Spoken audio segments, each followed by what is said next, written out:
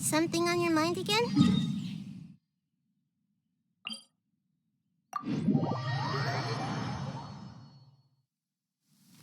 Quick, let's find shelter, or mushrooms will start growing on our heads.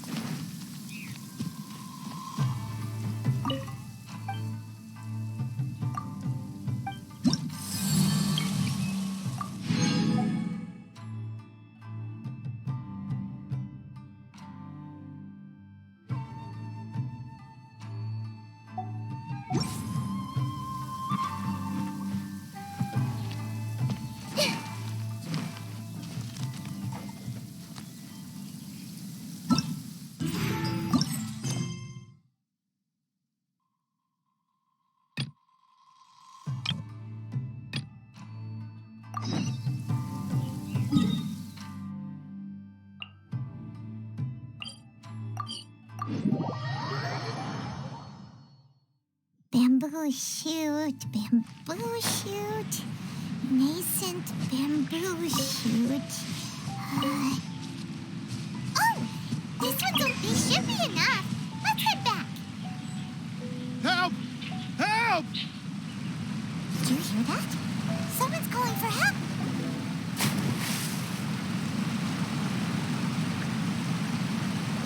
Are you okay? Did any water go down the wrong pipe?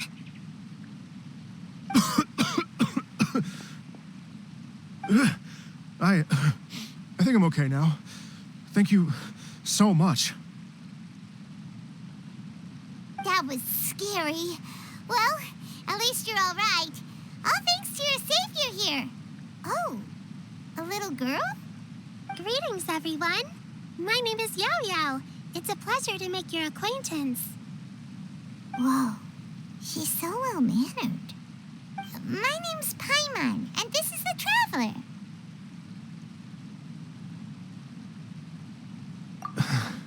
I'm Dvorak, a musician from Fontaine. I came through Stone Gate, intending to head towards Liyue Harbor, But then I became captivated by the beautiful scenery, and before long, I was completely lost. Just now, I was so mesmerized by the waterfall that I slipped and fell into the water. If it weren't for Miss Yao Yao's help, I shudder to think what might have happened. It's all right, Mr. Dvorak. The splashing around the bottom of the waterfall means the stone path is always wet and slippy. You definitely have to be careful. Next time you're exploring an unfamiliar environment, try to focus on what's right in front of you. Don't let your mind wander. As long as you watch your step, accidents like this won't happen anymore. Yes, ma'am. I understand. I'll remember to be more careful next time.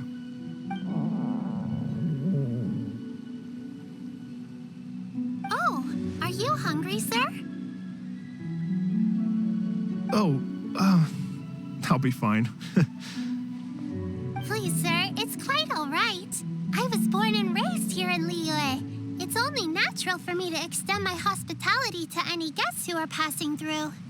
I expect you still have quite a long journey ahead of you. It's very important to keep your energy levels up. I still have some lotus flower crisps left in my backpack. Why don't we split them between the four of us? Aw, what a thoughtful kid! She even has some for Paimon! You're welcome. Mmm, so tasty. If only there were more. Having a healthy appetite is a good thing. It means Paimon's still growing. If I'd known I was gonna run into you, I would have made a second batch.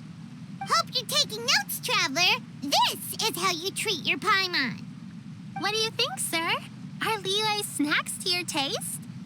I wonder if they're not sweet enough. No, they're perfect. When I was traveling through Mondstadt, I had a chance to try one of their moon pies. It had a meat filling, unlike these crisps. But apart from that, it seems like they follow a similar cooking process. Both are delicious in their own way. As for Fontaine's cooking, though, it's been a long time since I've had a taste of home. Sounds like you spend a lot of time on the road, huh? I do. It's part of my job. I'm one of the main organizers of the Iridescence Tour. Iridescence Tour? The Iridescence Tour is one of the biggest music festivals in Fontaine. We're looking to expand, though. Our aim is to hold a festival in every nation. At least, all the main organizers share this goal. Unfortunately, it's a long story, so I'll spare you the details. But anyway, so the main reason I'm traveling all around Tavad is to promote our music festivals. But I have some personal reasons, too. Well, what are they? Just tell us already. Let me see. Well, to explain it in full, I'd have to start with a story from my ancestors. I don't want to take up too much of your time. Oh, I love listening to stories. We want to hear it too. Okay, then I'll start from the beginning. The story goes that my ancestor, who was also a traveler, once slipped and fell into a lake during his travels. As he was sinking and gasping for breath, he heard a wondrous tune in the air. They say it was the most beautiful, moving melody he had ever heard. Even in that life and death moment, the ethereal music seized his full attention and almost made him forget the fact that he was drowning. When he finally came to, he found that he had already been brought ashore. Not too far from him stood an unfamiliar woman with an almost divine aura. Once she saw that he was no longer in danger, she left without a word. My ancestor tried to run after her to give his thanks, but although a mere dozen paces separated them, no matter how quickly he gave chase, he drew no closer and remained a dozen paces behind. In the end, all he could do was to bow in thanks to the woman as he watched her walk away towards the rivers and mountains in the distance, before at last he turned around and made his way home. Once he returned to Fontaine, he began to learn an instrument so that he could spread his story far and wide, just like the bards. After generations of retelling, embellishing, and dramatizing, people have come to think of that lady as something like a fairy. The story's become something of a local legend in Fontaine. It's called the Lady Overlooking the Lake.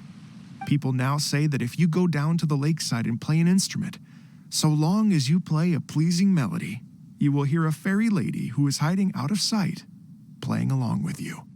Wow! Well, yes. As it stands now, it's become a touch too romantic and detached from reality.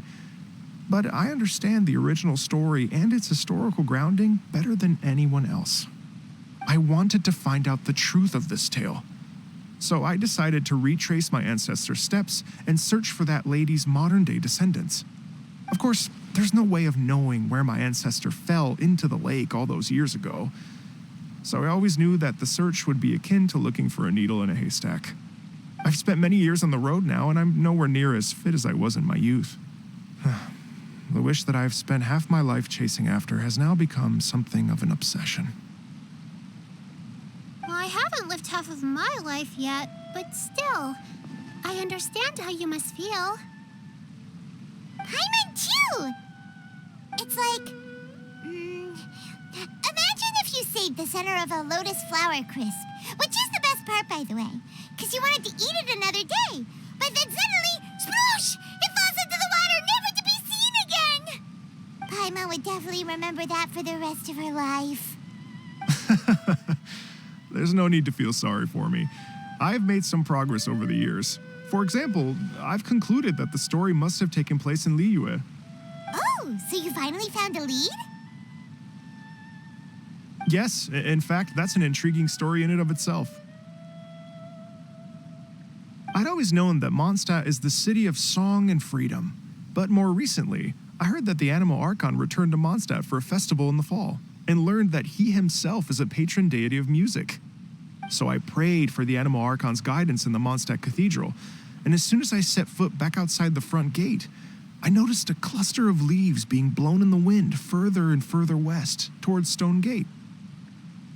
A friendly local told me that this meant the wind was guiding me in the direction of Liyue, so I followed their advice and made my way here.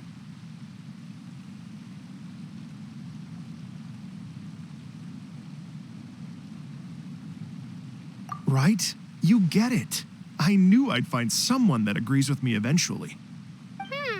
Are you sure? It sounds a bit too much like one of those fake legends told by those treasure hoarder guys to scam gullible grannies from Jingsa Village. Rex Lapis has returned to the world.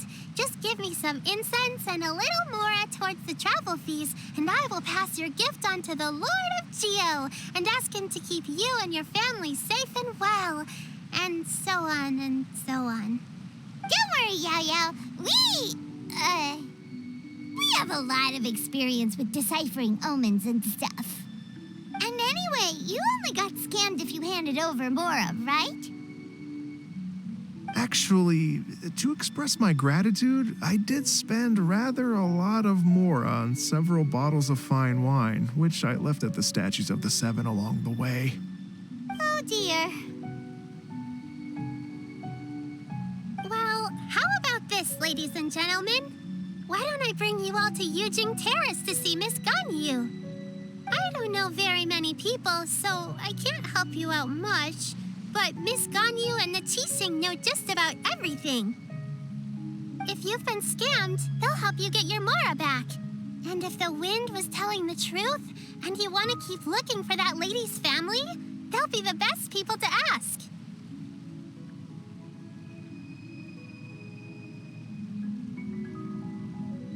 But you've already helped me so much. Well, I was going to take some new medicinal herbs and plants I picked to Miss Ganyu anyway, so it's no trouble at all. You know what? It's been a minute since we saw Ganyu too. It should be nice to pay her a visit before Lantern, right? All right. Well, my sincere thanks to you all. I will never forget your kindness. Okay, everyone. Please follow me. I'll be your guide. Remember to watch where you're going, okay? Uh-oh. Paimon's out of a job. Oh well. Paimon will just be a cheerleader instead.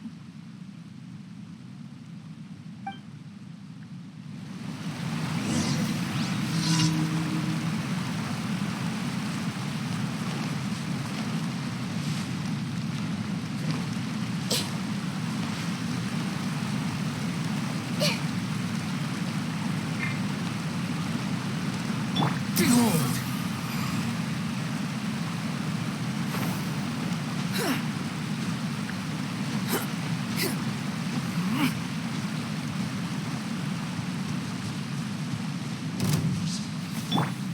I see everything. Let the show begin. Oh. Hi. Leaving so soon! Our bond is strong. No escape! No! Hi. Can't run from death!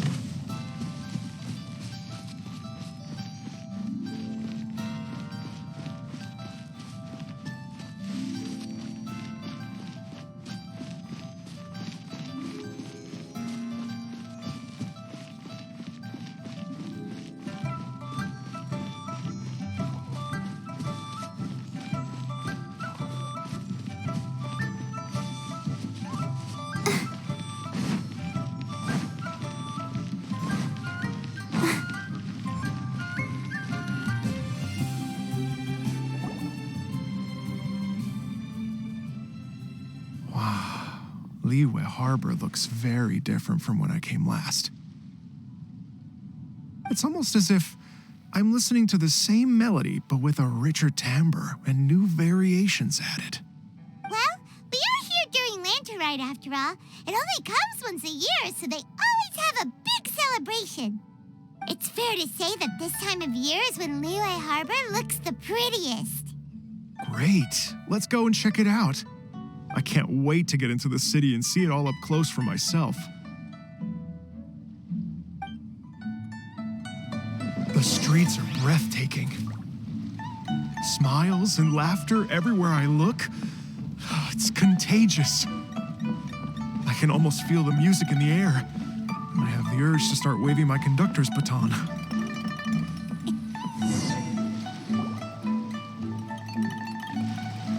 Hey, everyone. Fancy meeting you all here. What a nice surprise. Hello, Xinyan. Let me introduce some new friends. They are... Traveler, Paimon, and Mr. Dvorak, right? I've known them all for quite a while. When I was last here to advertise a Liyue stop for the Iridescence Tour, Xinyan was one of the few people willing to give me the time of day.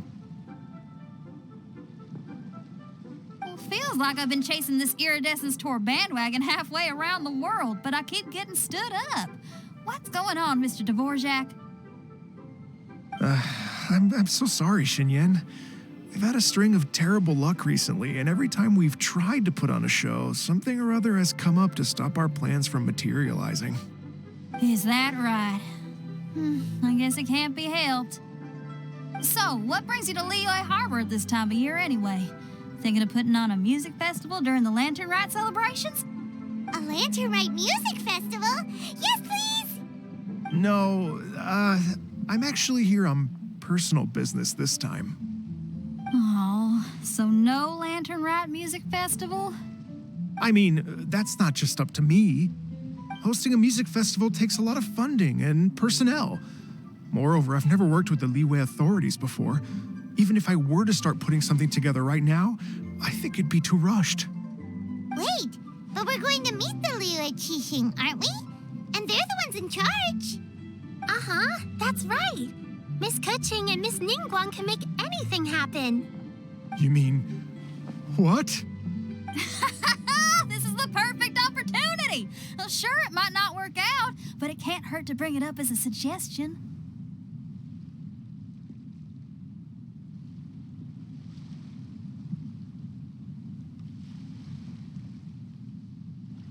That's the spirit! See?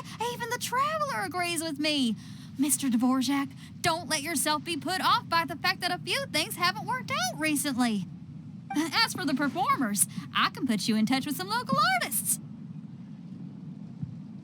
My friend Yunjin is a well-known opera singer in Liyue. With her support and a commissioned song from the Yunhan Opera Troupe, we should be able to get something going. But what about you, Xinyan? Are you just going to sit this one out? What do you take me for? If we actually manage to make the Iridescence Tour Lantern Rite Grand Concert a reality, you think I'd let anyone else perform the opening act? Wow! There's that rock and roll spirit! What do you say, Mr. Dvorak?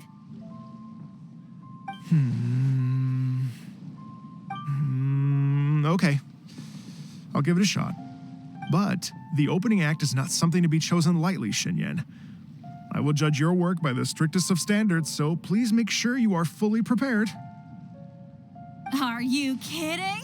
I thought you'd never ask. Whew, guess my shopping time's getting cut short. I'm gonna head back right away and start working on this. Yao Yao, if you run into your senior on the way to the Qixing, please send her my regards.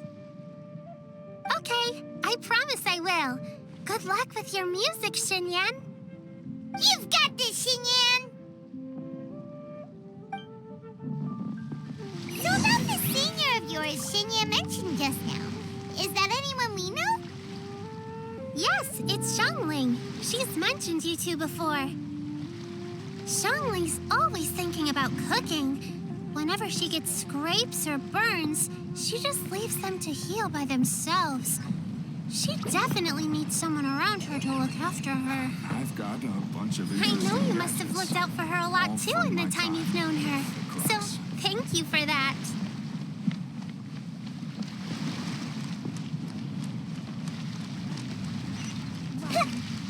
Please take a seat.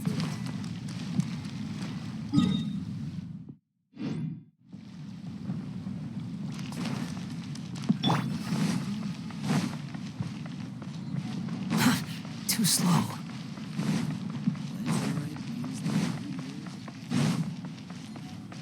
Squall and Fury.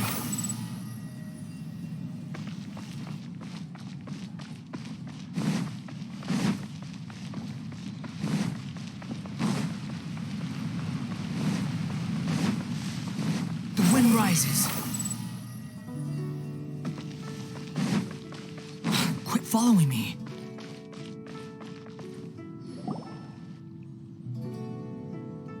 Oh, it's Master! Is it okay if I go and say hi to her?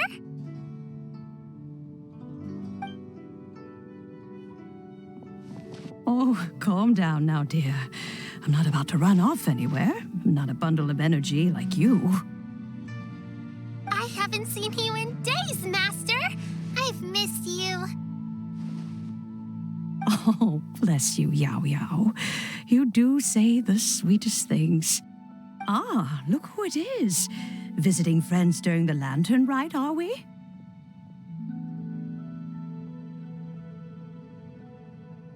You're half right, Madam Ping. We were also trying to help out Mr. Dvorak over here. We were on our way to take him to see the Qixing. Hello, ma'am. I am a musician from Fontaine and an organizer of the Iridescence Tour. I don't suppose you've heard of it. Master! The Iridescence Tour is a super famous music festival. Oh, an old lady like me wouldn't know much about that sort of thing. A music festival, you say? It sounds terribly exciting.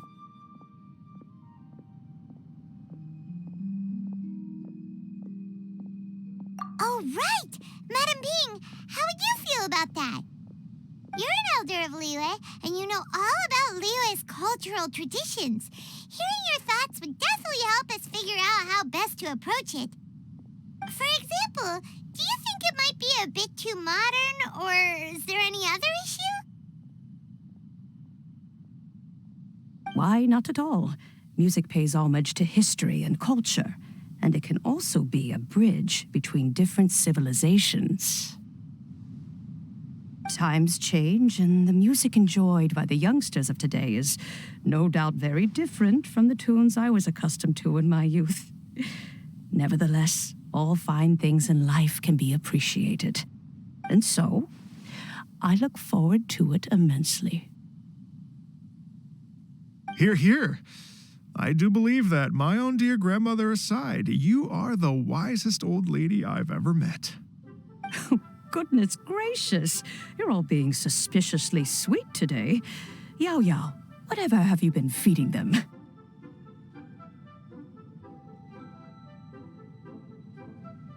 Master, you're in such a great mood today. You're even cracking jokes with the rest of us. Oh, well, I'm sure you must have plenty to be getting on with. Yes? Run along now. Don't let me hold you up. Thanks, Madam Ping. We'll see you again soon.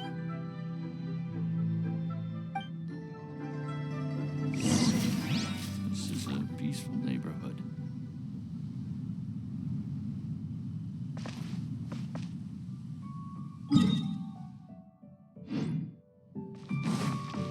Squall Fury!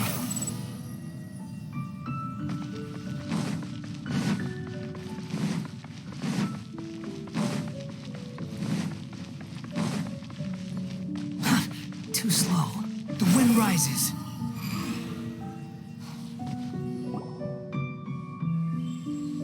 And when you meet with the Ministry of Civil Affairs, please remind them that the festivities are not an excuse to procrastinate their work. Understood, Miss Ganyu. I'll take my leave now.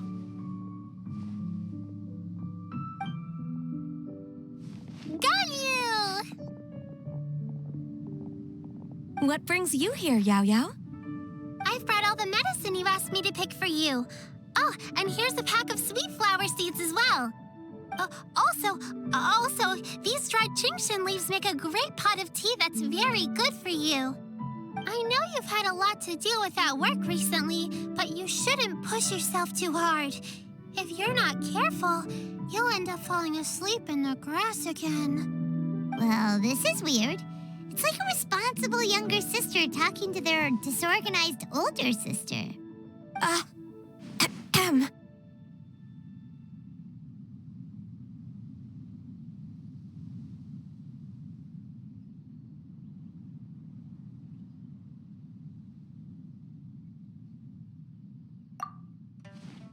Thank you, but Paimon's criticism is quite valid.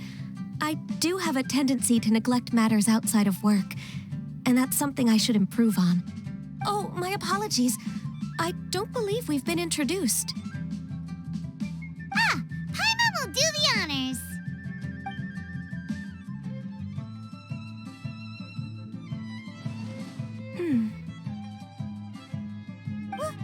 What's wrong? Did Paimon go over everything a bit too fast? It's definitely an ambitious plan. If there's anything you didn't quite catch, Paimon's more than happy to go over it again. It may be a little difficult to make this happen. Oh? Well, the Lantern Rite is the most important festival of the year. Our celebrations must not only be visually spectacular, but also appeal to the tastes of Liyue citizens from all walks of life. The Iridescence Tour is relatively unknown in Liyue. It's difficult to predict how a brand new show will be received. It would be quite risky for us to bet everything on this one music festival. All very valid points. I completely understand. Therefore, we will not replace or cancel any of our pre-existing program. However, I will submit a proposal requesting to put the Iridescence Tour special performance as the final act of this year's festivities. Some live music will certainly add to the festive atmosphere on the night of the Lantern Rite. As for the venue, let's reserve a space at the docks. Yes, my thoughts precisely. Now I just need to take some time to give this proposal some polish. As long as I clearly lay out the pros and cons and highlight the key points of the proposal, given that Ping and the Traveler have both given the idea their blessing, I'm confident that Qixing will be sure to give it serious consideration. Mr. Dvorak, I will need to discuss with you the number of musicians who will be coming to Liyue, as well as their catering and accommodation requirements. Oh, yes, certainly. Let's step to the side and discuss further.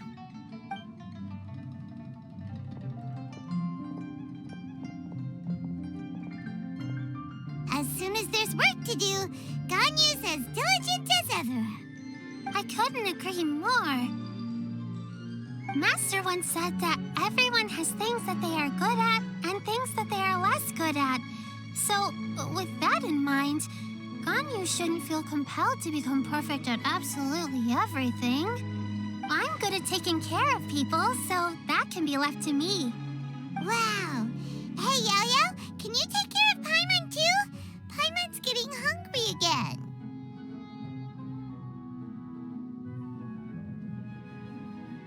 I'm afraid my backpack's empty now, but if you let me know what you like, I can bring you some of your favorite dishes next time we meet. Apart from lotus flower crisps, what else do you like? Anything sweet, and anything that's made from slimes.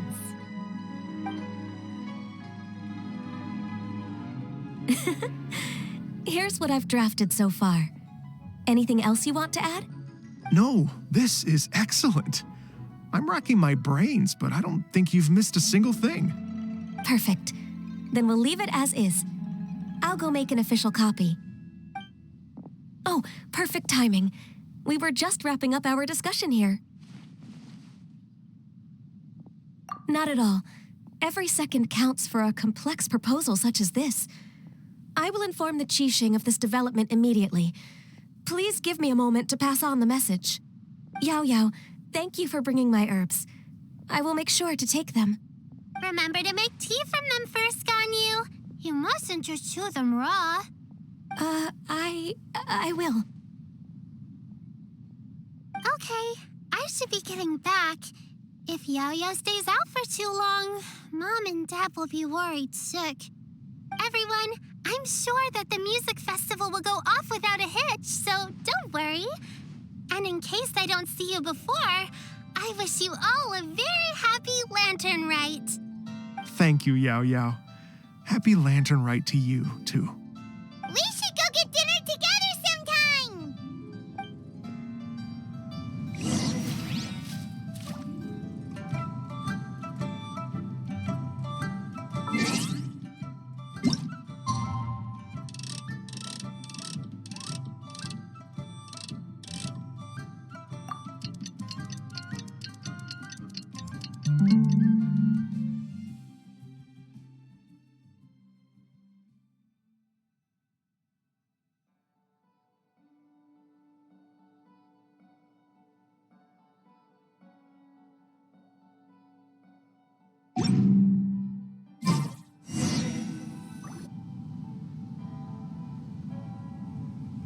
Greetings, Traveler, Paimon, and Mr. Dvorak.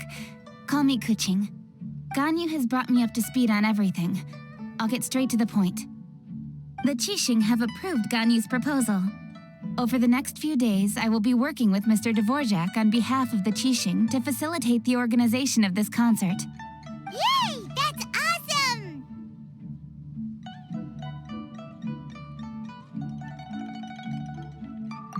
Please. The Qixing have a duty to deal with matters such as these. We have merely moved things forward to the next step. On a more personal note, I am an avid supporter of all things new and innovative. As such, it is my privilege to work with you on this exciting project. Thank you so much, Kuching. I'd become quite discouraged after our recent failures and was expecting the same outcome once again, so I didn't dare to get my hopes up. Never in my wildest dreams could I have imagined this going so smoothly. It's like a dream come true. Right, time for me to call in the performers. To stage a concert at a high-profile event like this is a rare opportunity. We'll make sure it's a night to remember. Yes! Our music band's finally getting fired up! Yes, indeed. I know exactly what I'm doing from here. For a musician, music will always be the language they are most fluent in. Oh, that. that can wait for another time. Oh. Ganyu? What's wrong? They told me all about Mr. Dvorak's situation, but I was so engrossed in drafting the proposal that I forgot all about it. Oh, that's quite all right. I don't even know what the person I'm trying to find looks like, so it was always going to be a long shot. Don't worry about me, Ganyu. Your time and energy are needed elsewhere. I'm sure you already have plenty to deal with between this concert and everything else going on during the Lantern Rite. Thanks. It was just that I had a few initial thoughts when I heard your story.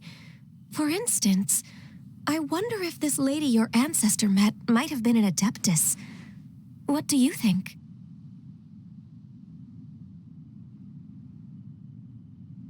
To tell you the truth, Mr. Dvorak, I am somewhat related to the Adepti myself. I am part human and part Qilin. The Qilin is an illuminated beast. I know how important your quest to get in touch with your roots must be to you, because I've been there myself before, trying to find out where I belonged. Did you say the Adepti? And you're illuminated beast, part Qilin?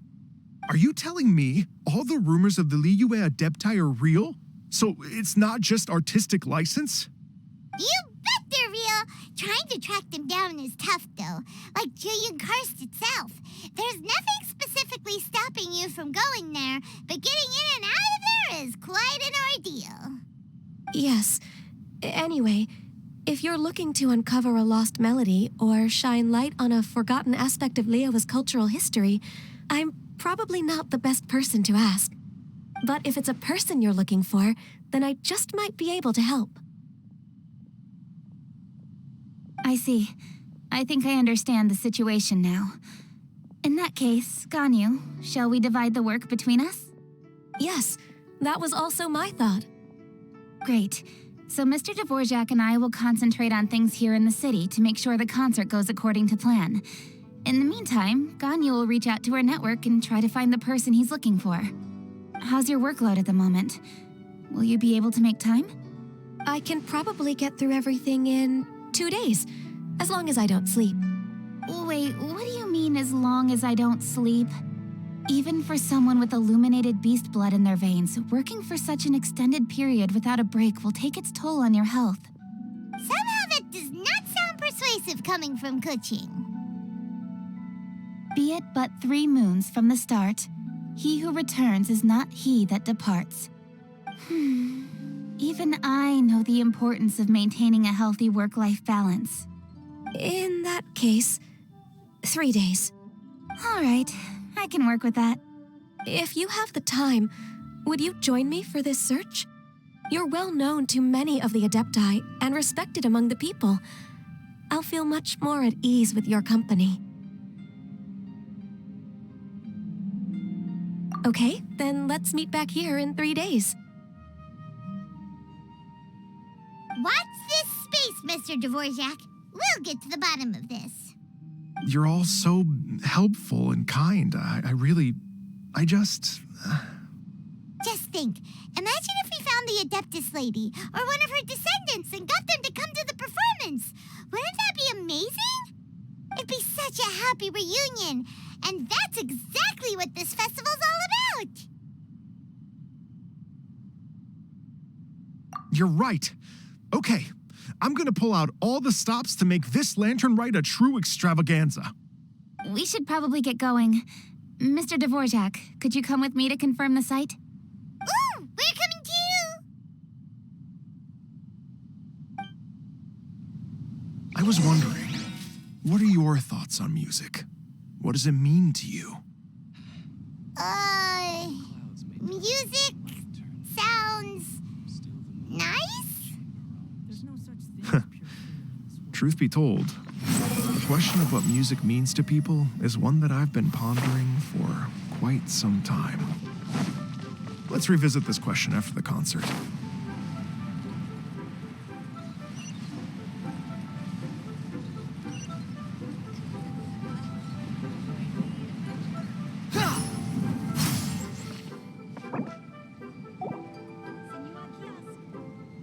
Lantern Rite? Quit following me.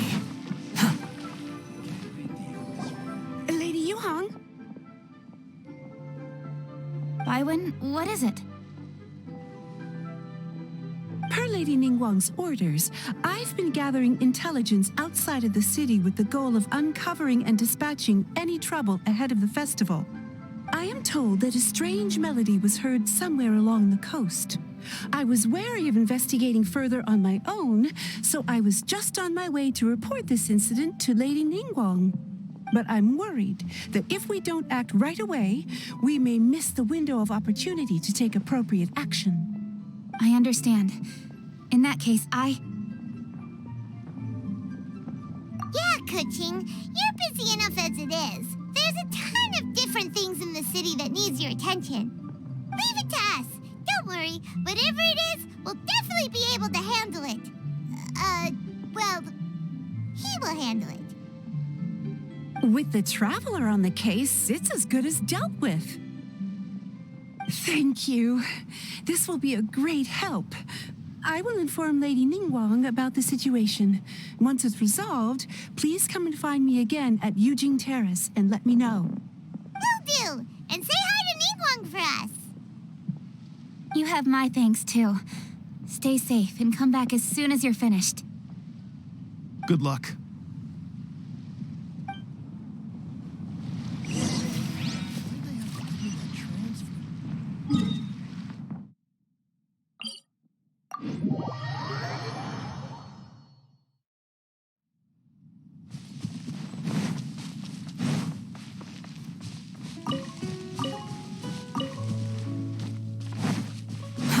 Too slow.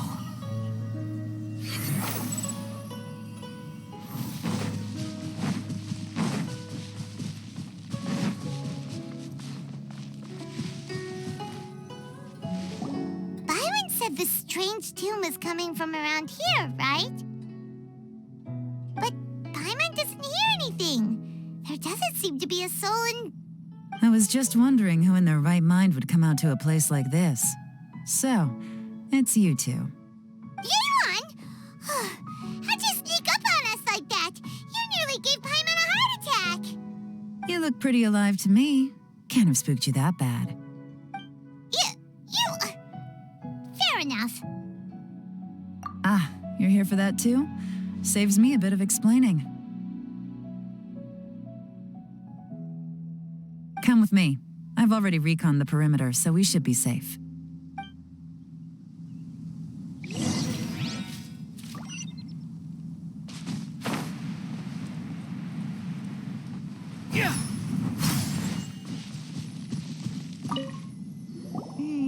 The stuff by the door is in pretty good condition, though. It can't have been too long ago that someone was last living here.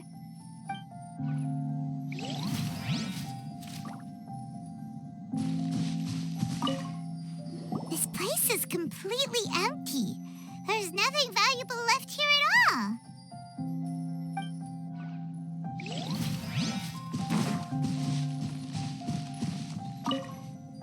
The doors and the windows are all fine, so there definitely wasn't a break-in.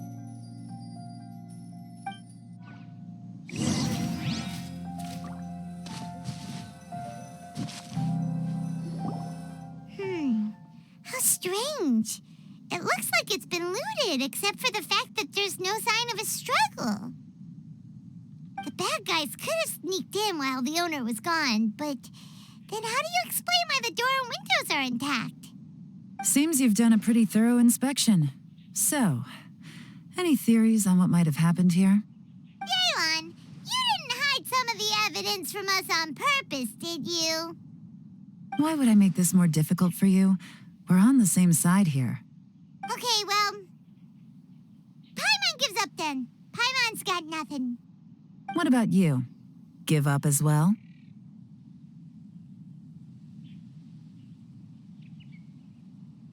Yep.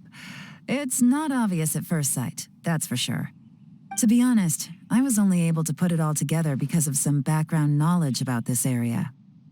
A long time ago, there used to be a group of bandits in the Liyue countryside who would sound a horn every time they were about to raid a village.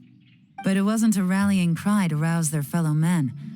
It was a disconcerting tune, meant to intimidate the weak and warn them of their impending doom. To escape with their lives, the villagers would abandon their homes and flee overnight, taking only their most valuable belongings with them. Everything else was left behind. The bandits were eventually brought to justice, but the fear and trauma remained in the villagers' hearts.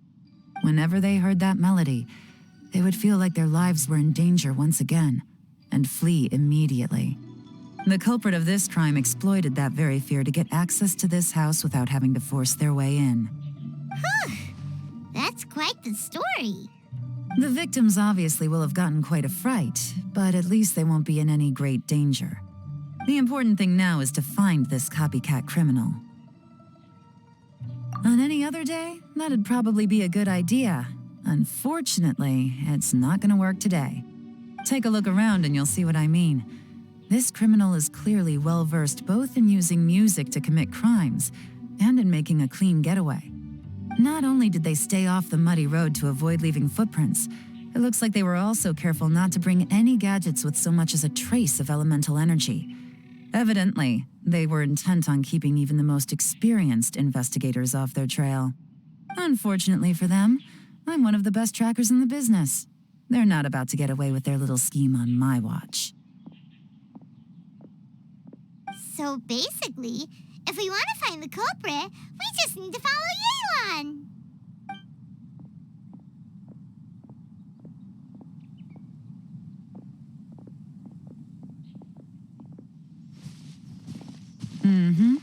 As long as you can keep up. Since the culprit's trying to be cautious and low risk, I'll bet they left through an area with some vegetation for cover, but not so much that it would slow them down.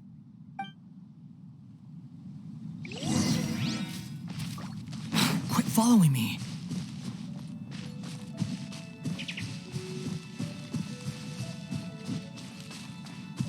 Here, look at this. These tracks are superficial, but they definitely didn't occur naturally. Something heavy was being dragged this way, meaning we're headed in the right direction.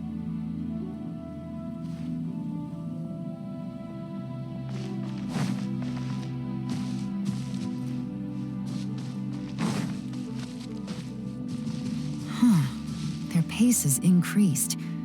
Normally, people carrying a heavy load slow down as their journey goes on and they start to tire. Whatever's motivating them to speed up must be psychological. For instance, reaching the home stretch.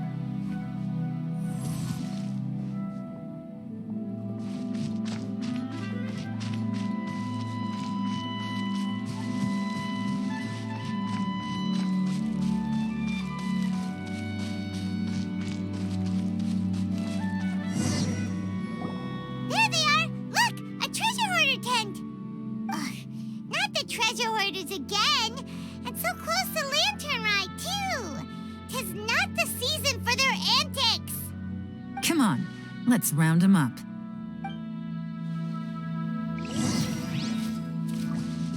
The wind rises.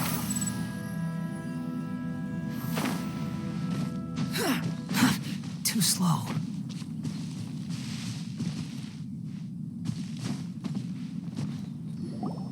Hey! Who are you? Where did you come from? The evidence is conclusive. Okay, confess and we'll go easy on you. My patience is running low, so why don't you do us both a favor, You kidding me? You think I'm scared of you? Perhaps not, but you should be.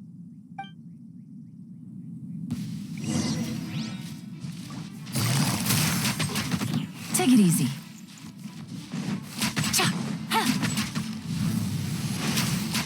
Curses. Seems like you're not all talk after all. There's no going back now. Mercy! Have mercy! Oh, it's a little late for that. I've come this far, I might as well finish the job. I surrender! I surrender, please!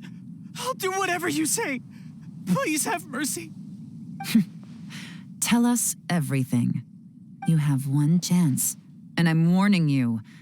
Don't make me ask twice. I won't, I swear.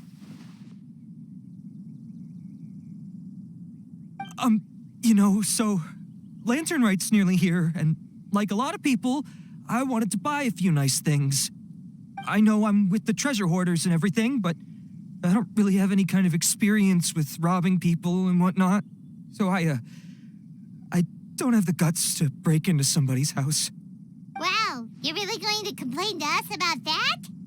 No, not at all. I'm just telling it how it is.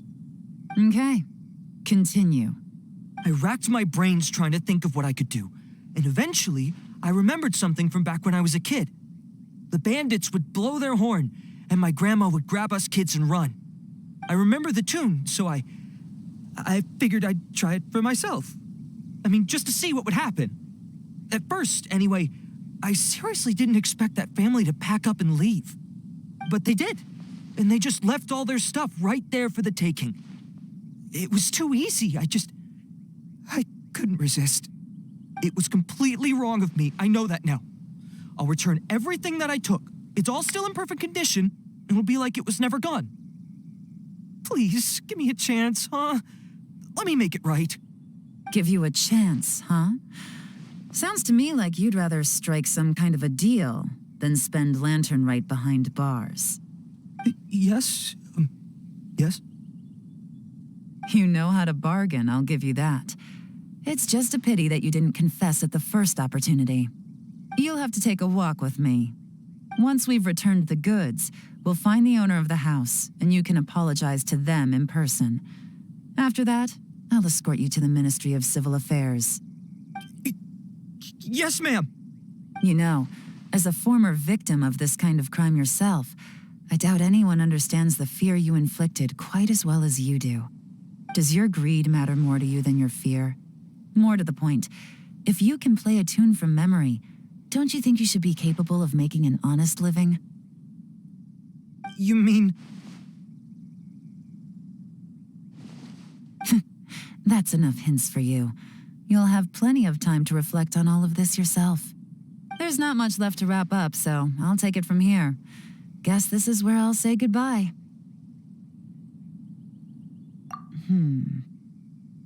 What is it? Is there something else? I'm still not sure how you first got your hands on this information, so play it safe when you get back. Don't mention to anyone that you ran into me out here. You helped a lot with the investigation and arrest anyway, so it's perfectly fair for you to get all the credit. Just take it.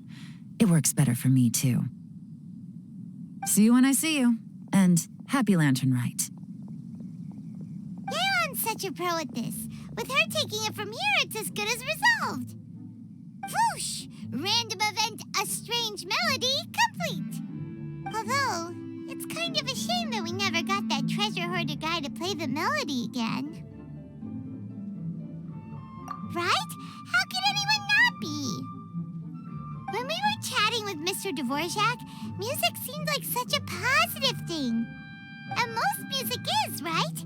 It can help us relax, feel all warm and fuzzy, recall happy memories, or even just think happy thoughts. Paimon never imagined that music could be used to commit crimes. Oh, really? Huh. Makes sense. Paimon's musical understanding improves again! Well, anyway, now that everything's resolved, let's get back to Liyue Harbor. Byron's still waiting for us with our random event rewards.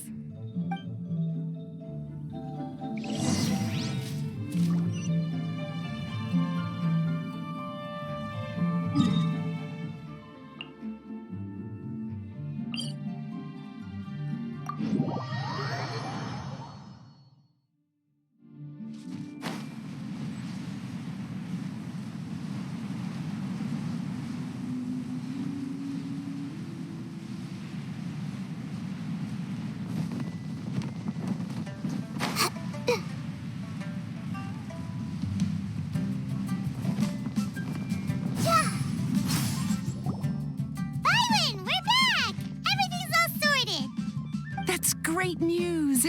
Oh, please wait here a moment if you would be so kind. Lady Ningguang instructed me to advise her upon your return.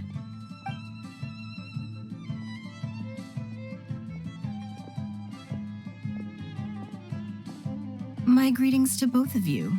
Long time no see. No need to be so formal with us, Ningguang. We've known each other for a long time now. You must be super busy with all the preparations for Lantern Rite. Don't mind us. On the contrary, I think it is those that I have known longest to whom I should extend the greatest courtesies. Alas, on a different day, I would invite both of you inside for some tea and a brief respite from your travels. But you're quite right. Trivial matters aside, there's no escaping the fact that we have a grand concert to organize. Once the performance itself is over, we'll then need to invite the representatives of the Iridescence Tour for a discussion on future collaboration opportunities. The financing arrangements alone could well entail many rounds of discussion. Simply put, there will always be work to do. Whoa, you're already thinking that far ahead? Well, we can discuss more current affairs if you'd prefer. I trust you saw this year's Mingxiao lantern at the docks when you arrived at the city? Yeah, it looked like a goose. Which Adeptus is it modeled on this time? Sea Gazer. I believe you're familiar with the name. Legend holds that he was free-spirited and easygoing.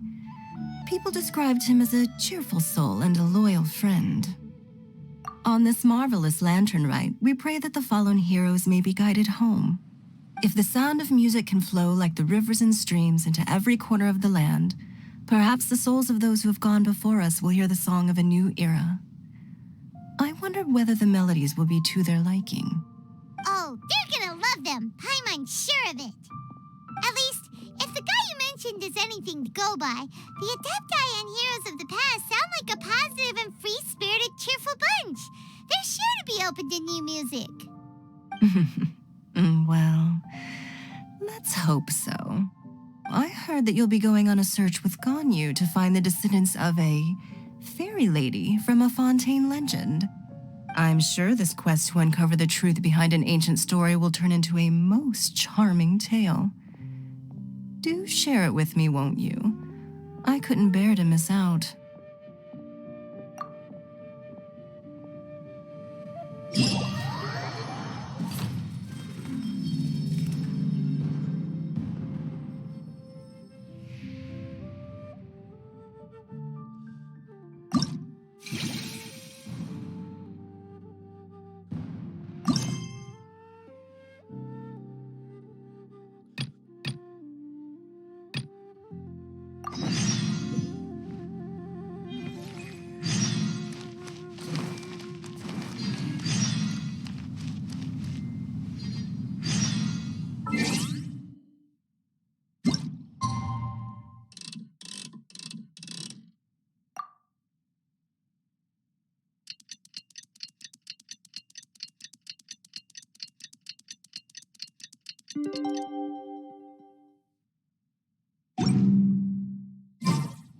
If you're not sure what to do next, how about I take you on a walk?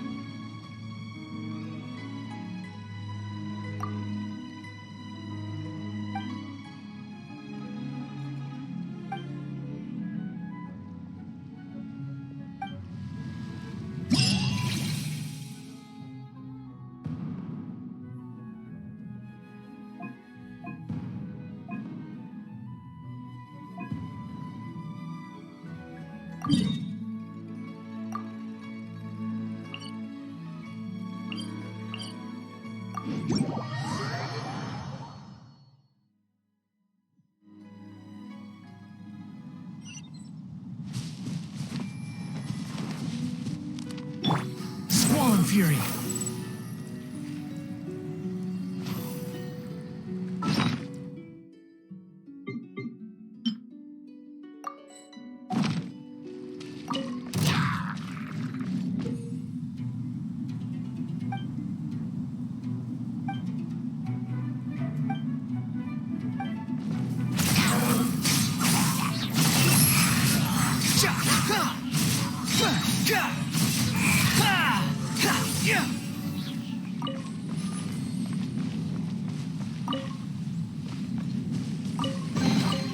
Take it and have fun.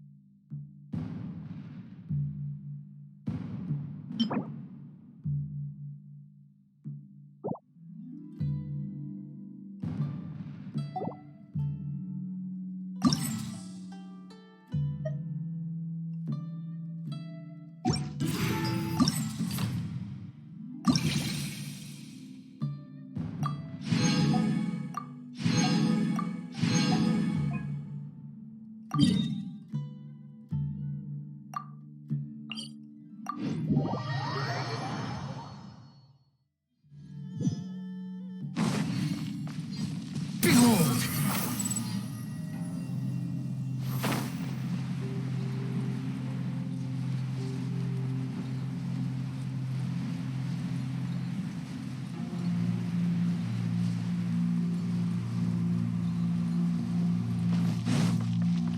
Quit following me. Huh. Squall and Fury.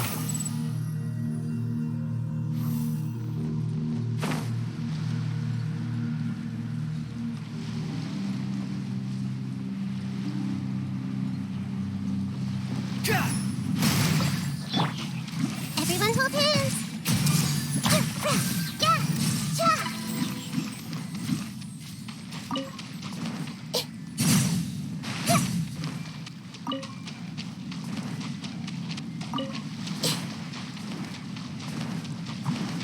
I see everything.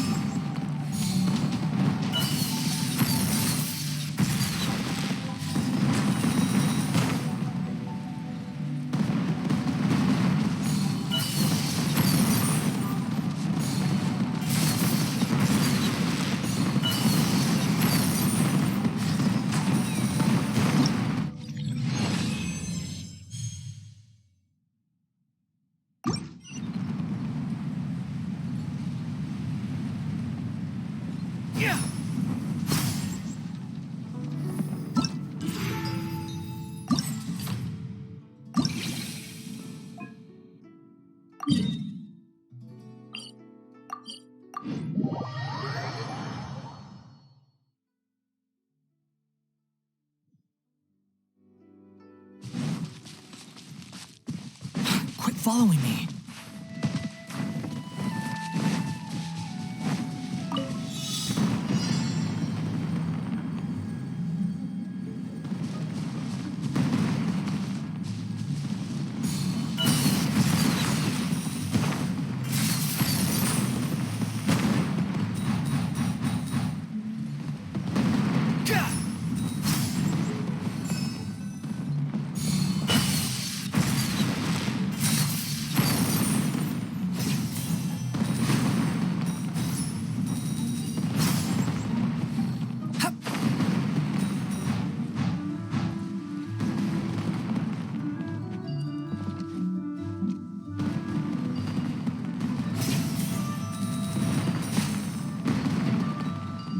The price for my sins.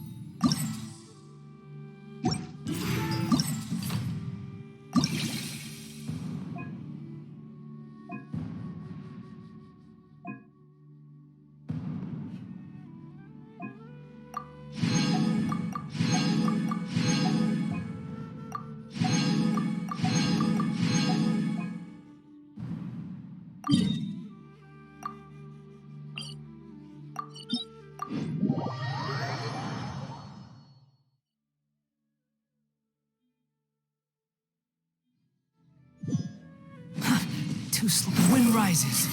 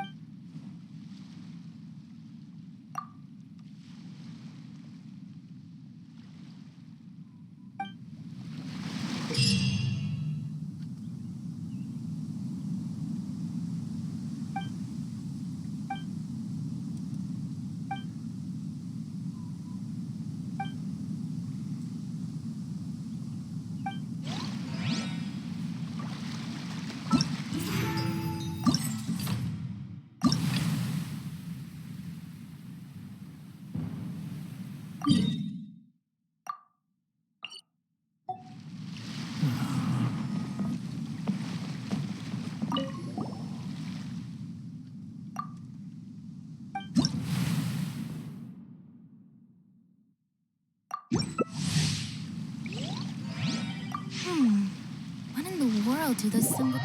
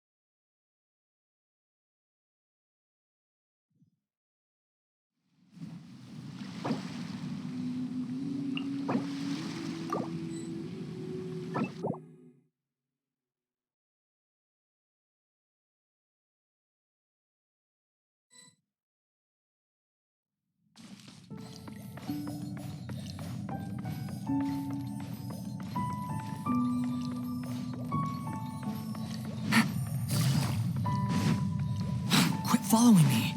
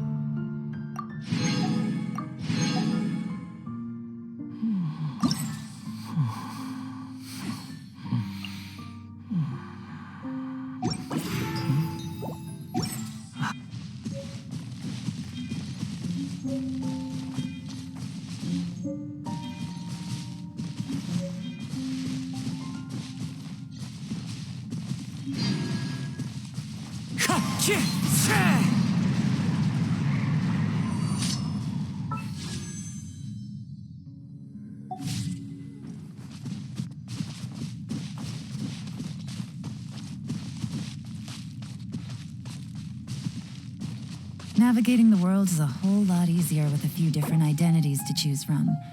Need me to come up with some for you?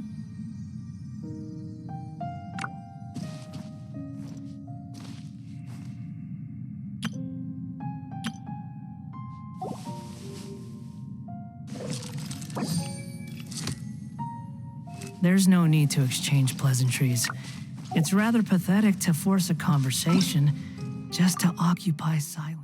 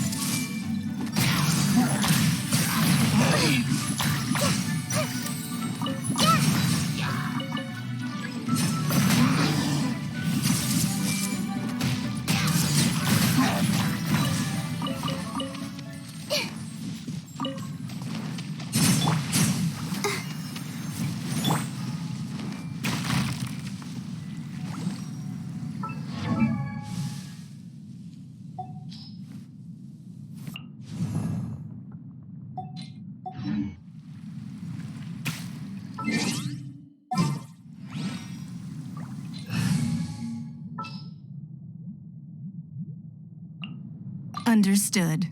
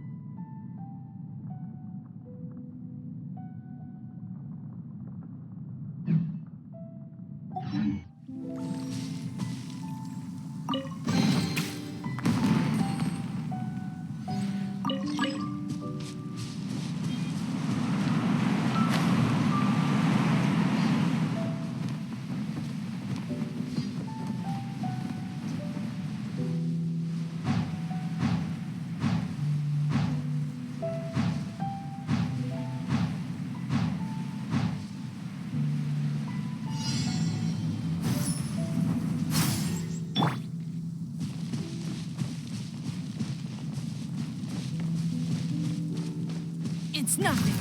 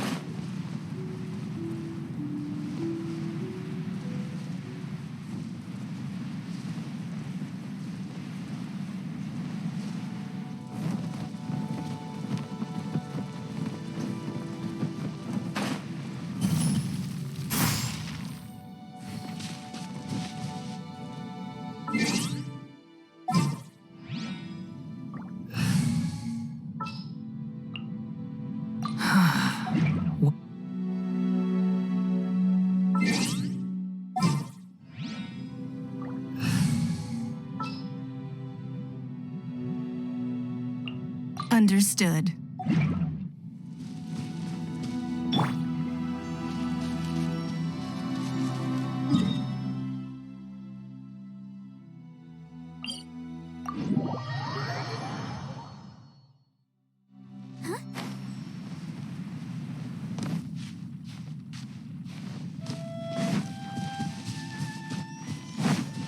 Let's dance.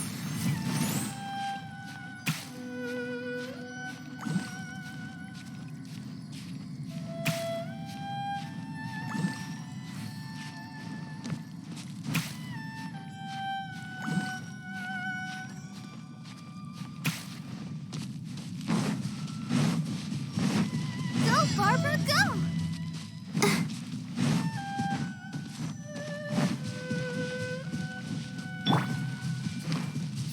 Little kids! Let the show begin.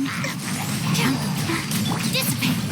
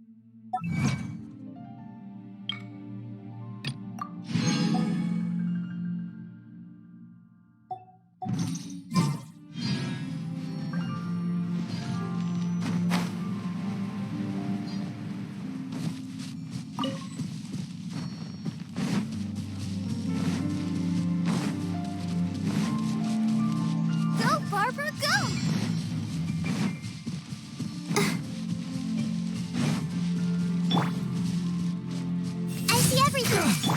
I'll protect us. Hi. Stand with me. Oh, hi. Everyone hold hands.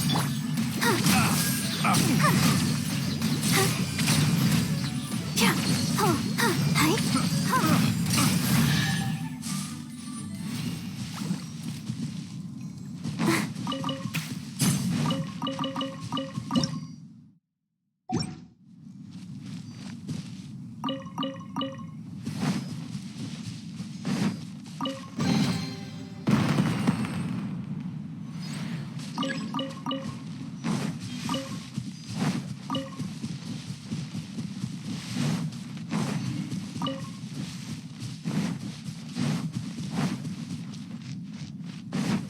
Go, Barbara, go!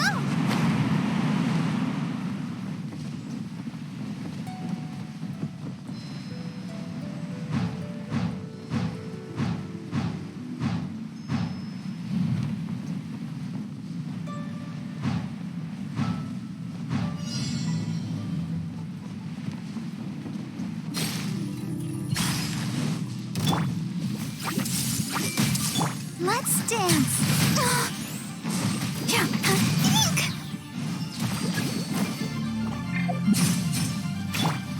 Hey. Hi.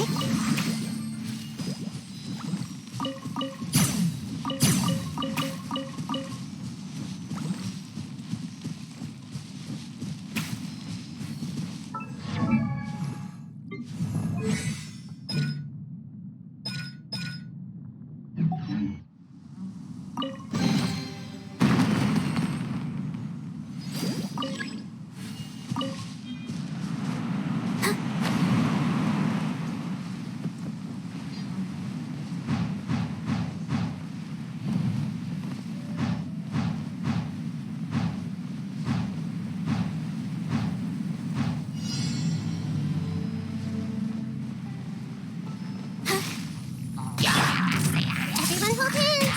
Let's play turn a little. Let the show begin. Oh.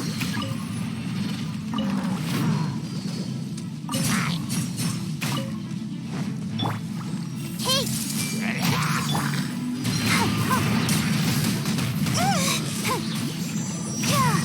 Oh, hi.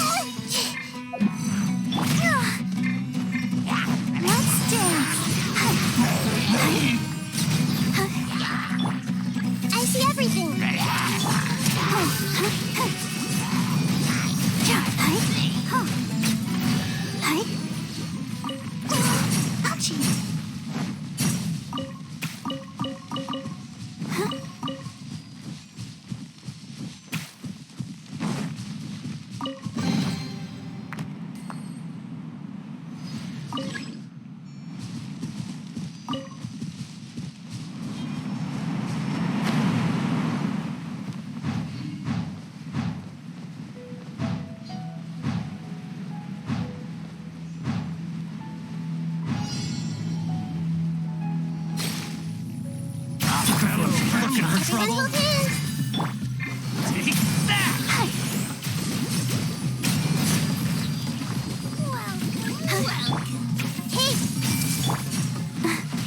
Take that! Our bond is strong. Where do you think?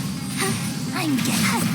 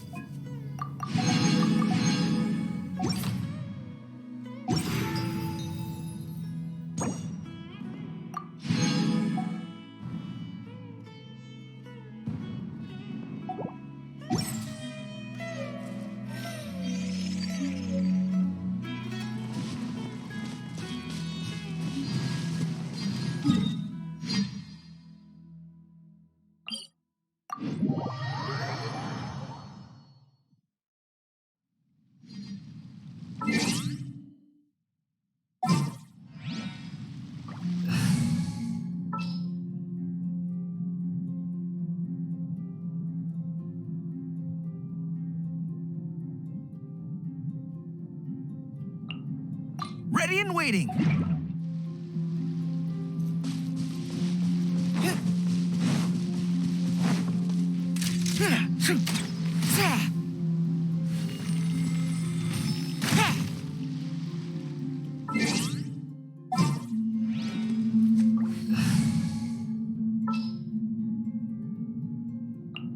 Let's get this show on the road.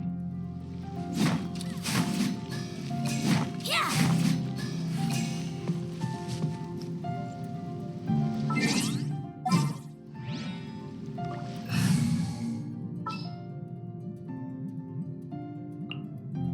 Understood.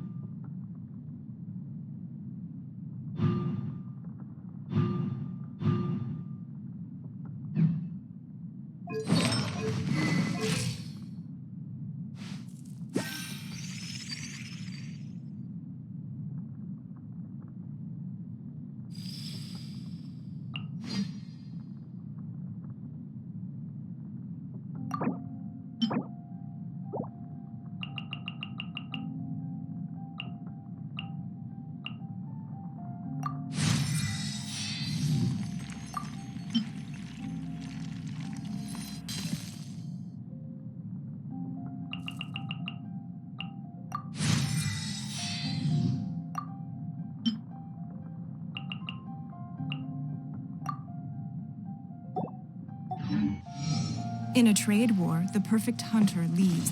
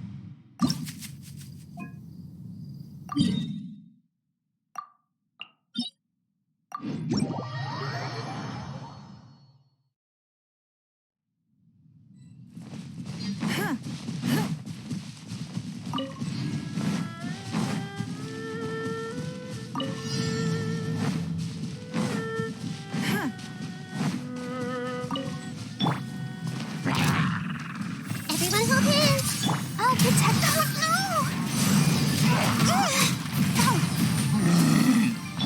Stand with me.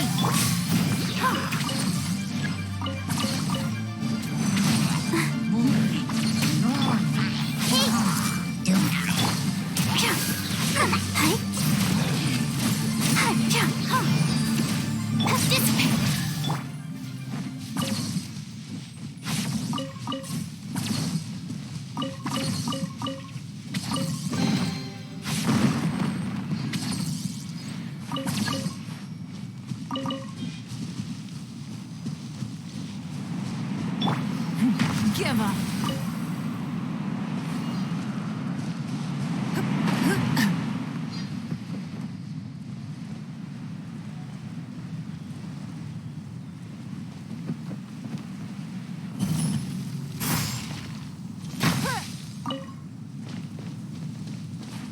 Don't waste my time.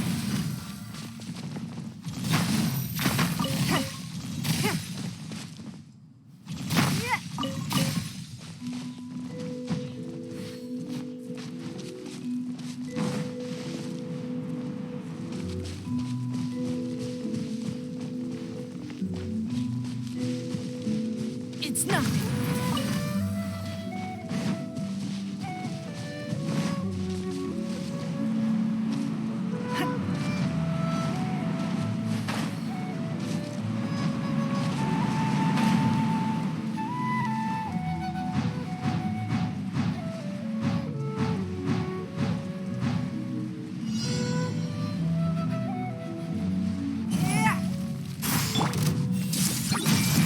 Let's dance.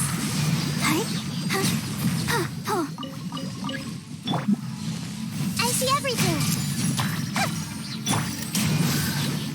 So far. Our bond is strong.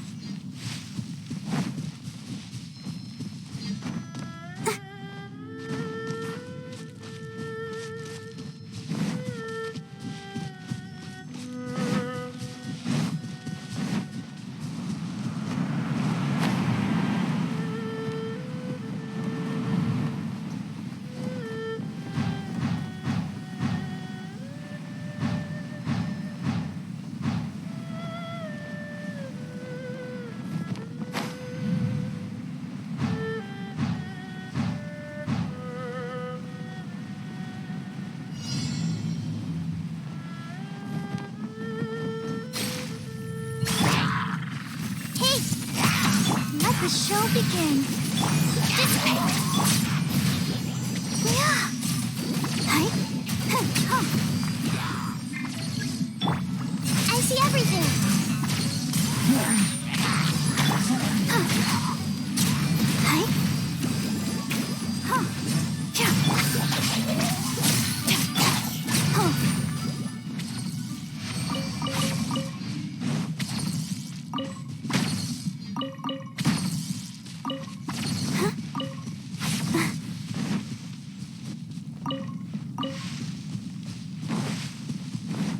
Go, Barbara, go!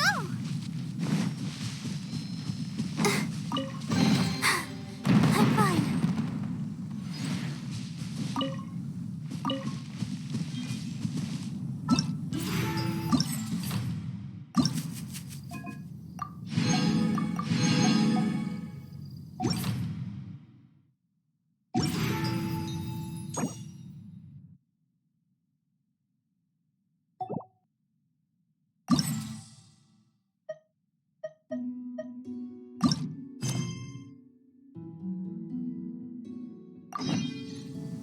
I wonder.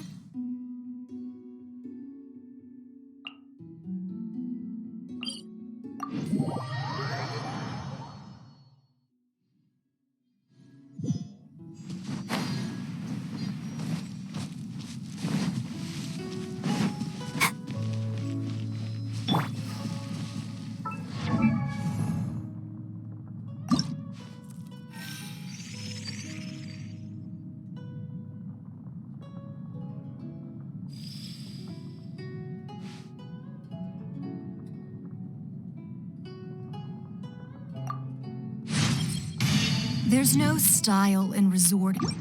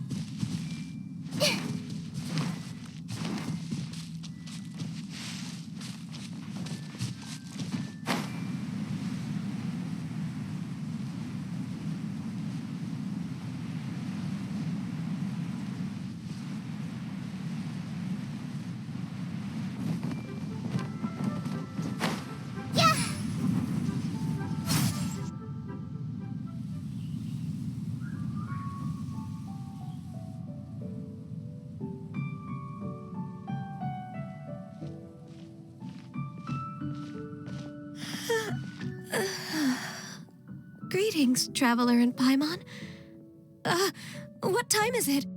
Are you okay, Ganyu? You were nodding off there. Didn't you sleep well last night? I'm fine. Don't worry about me. Let's discuss the matter at hand. Since last time, I've been thinking a lot about the story Paimon told me. In essence, someone rescued a drowning man and performed some music. If that were all there was to it, it could have been many people, human or Adeptus. But the tune was allegedly so wonderful that the drowning man forgot about everything else, even his own impending death, and only came to his senses after being brought to shore. Perhaps there was an adeptal power at work in that music that he, as a mortal, could not perceive. Or perhaps he sensed a power surrounding him but lacked the words to describe it, not knowing where it came from. Either way, if this part of the story is true, then the rescuer has to have been an Adeptus. You really think so? But this story is all the way from Fontaine. Isn't this a bit of a long shot? Also, Paimon's really curious about how people from Fontaine think this fairy lady looked.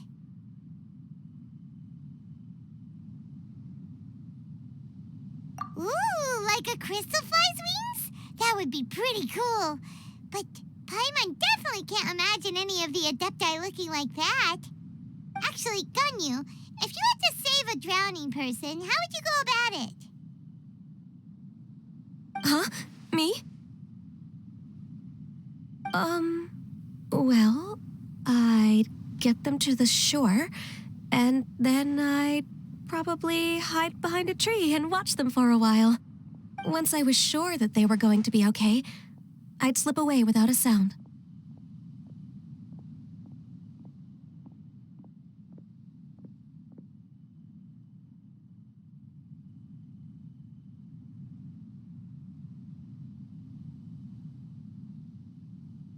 Got it. So basically, Ganyu's the type of person who doesn't like taking credit for her good deeds. No, it's not like that. I'm just not very good at explaining things. And I also find it really awkward accepting other people's gratitude. Well, what if this Adeptus in the story had a similar attitude? That would explain why she just left without saying a word. She was probably thinking something like, one was merely passing by and saw fit to address this egregious disruption to one's graceful zithering at once. You may keep your thanks to yourself. That was actually a very good impression of Cloud Retainer, Paimon. As far as I'm aware, Cloud Retainer isn't the most musically gifted. Still, we can't completely rule her out just yet. If we set off now, we could head to Mount Outsung and ask her about it. You'll be able to confirm either way if it's her, and I can, I've been in Liyue Harbor for so long now that I'm just not as familiar with the Adepti anymore. If there's anything we want to know about them, she's the best person to ask. Sounds great! And we're pretty close with Cloud Retainer by now, so we probably don't even need to bring her food this time, right? I've prepared a gift for her to mark the festival, just in case. However, Cloud Retainer spends most of her days studying mechanisms in her abode. She's on her own so much of the time that the moment she has someone to chat with, she just... Never mind. I promised I'd help Mr. Dvorak, and now that I've made the contract, I can't be having second thoughts. Traveler, Paimon, let's set off for Cloud Retainer's abode. Seems like this is a tough decision for Ganyu, but she's made up her mind now. Paimon gets why she'd be so anxious. Okay, how about this? If Cloud Retainer tries to start telling stories about her again this year, we should pipe up and change the topic. Wait, did she leave already? Hey, Ganyu, wait up!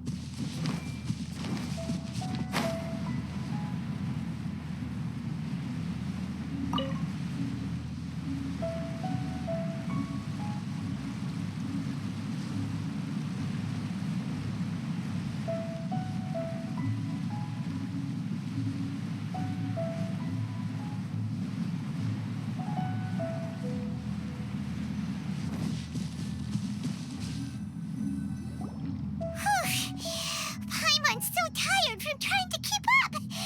Don't either of you need to take any breaks? I can't believe it. Cloud Retainer is not here. Huh? Did we miss her? She doesn't like to travel, so in the past, it's always been the other Adepti who come to visit her during the festivals.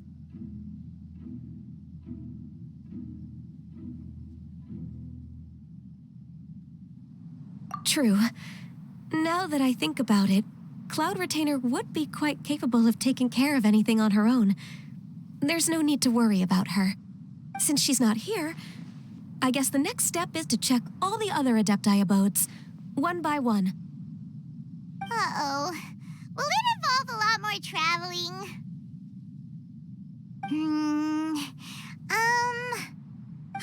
Got it! Paimon has a great idea! Please go on, Paimon. Our goal here is to find the Adeptus that helped Dvorak's ancestor, right? We can't hear any music right now, but if she's really as nice as the story suggests, she'd definitely come to help anyone who was drowning, right? Yes, I think that's fair to say.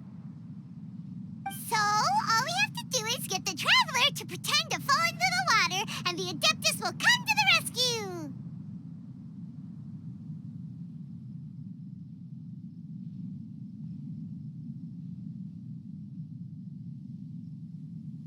You know perfectly well that Paimon can't swim! Paimon would sink like a rock!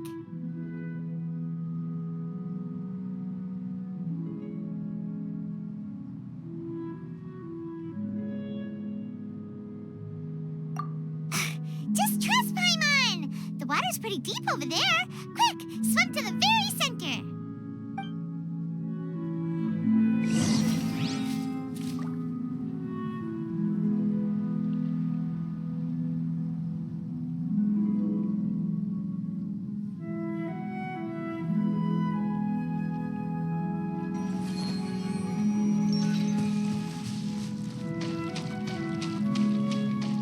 Help! Help!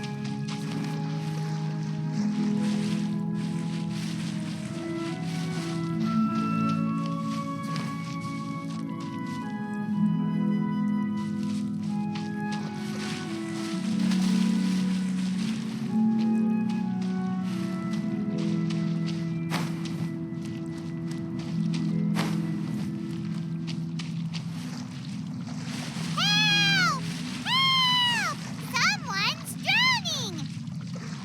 If only there was a kind-hearted Adeptus here to save us! Oh no! Whatever will a Paimon do?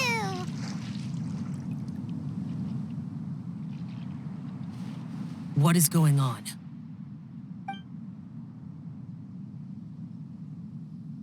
How do you feel right now?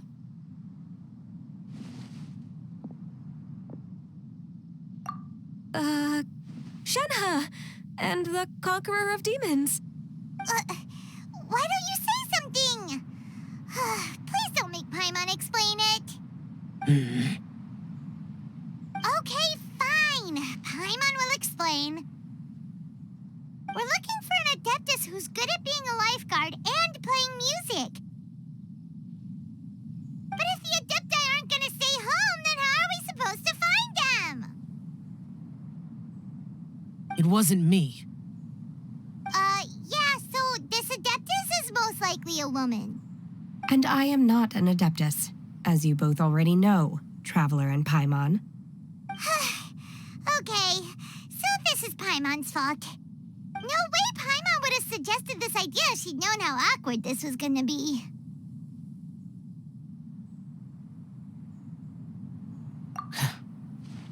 Glad you're okay.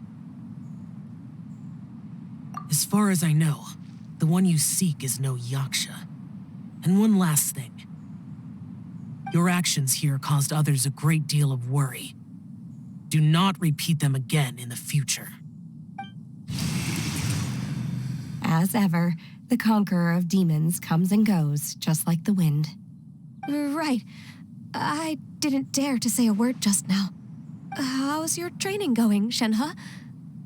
Have you made any plans for Lantern Rite?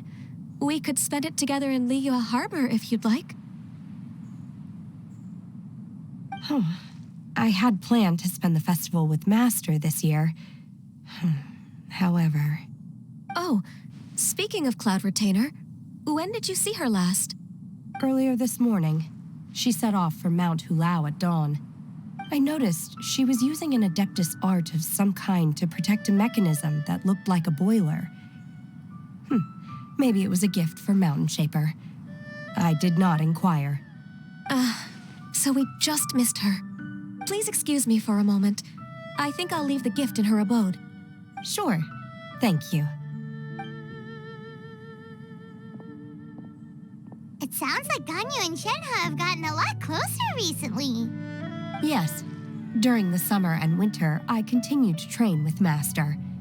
In the other months of the year, I have been learning to adapt to human life in Liyue Harbor. Ganyu arranged accommodations for me in the city, and also recommended several work positions for me. But when I try to blend in by referring to her as Miss Ganyu or Lady Ganyu, like the others, she says I mustn't address her like that. Sometimes I'm supposed to copy other people, sometimes I'm not. It's a little difficult to keep track of everything.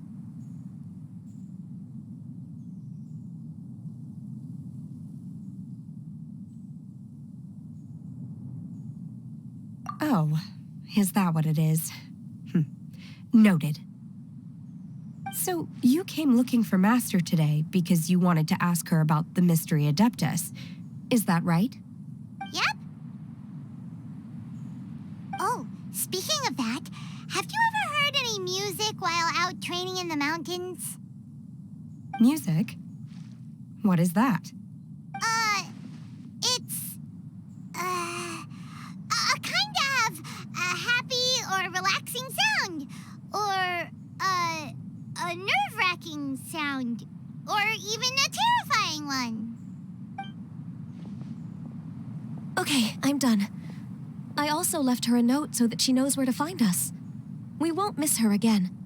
Yay! That's really helpful. Thanks! We were just talking about this thing called music, and based on Paimon's description, I do believe I hear it every day. Please follow me. Oh, really? Great, let's go!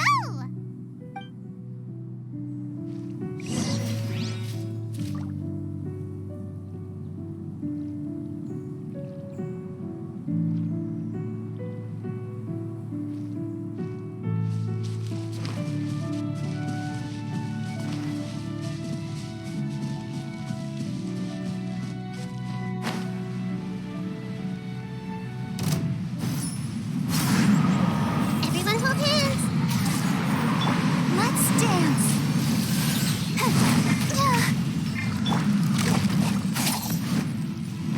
Stand with me!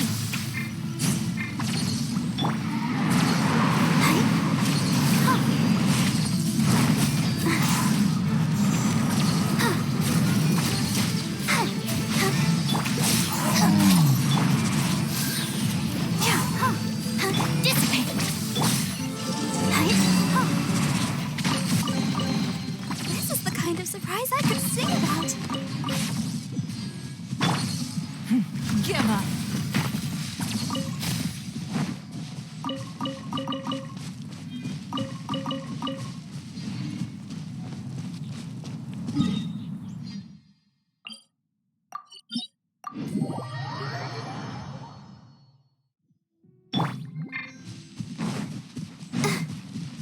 Go, Barbara, go!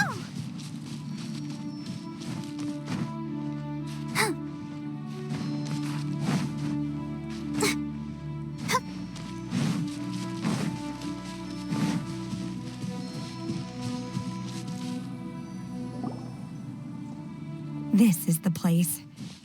I enjoy training here to the sound of music.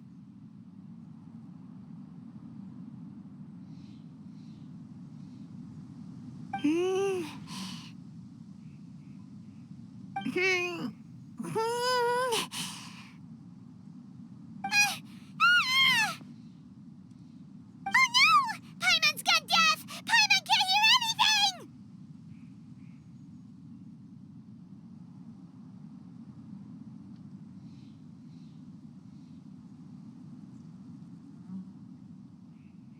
The faint sound of birdsong, the quiet murmur of the streams. These are relaxing sounds. Are they not the music of which you speak? Oh, Paimon wasn't quite done with the description. Okay, fine, it's all Paimon's fault. What we're looking for are not the sounds of nature, but melodies played on special instruments. Oh, and a melody is?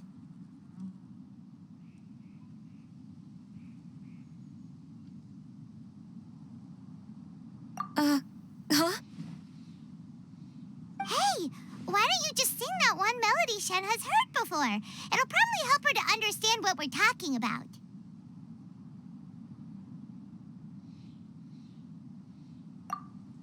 Oh,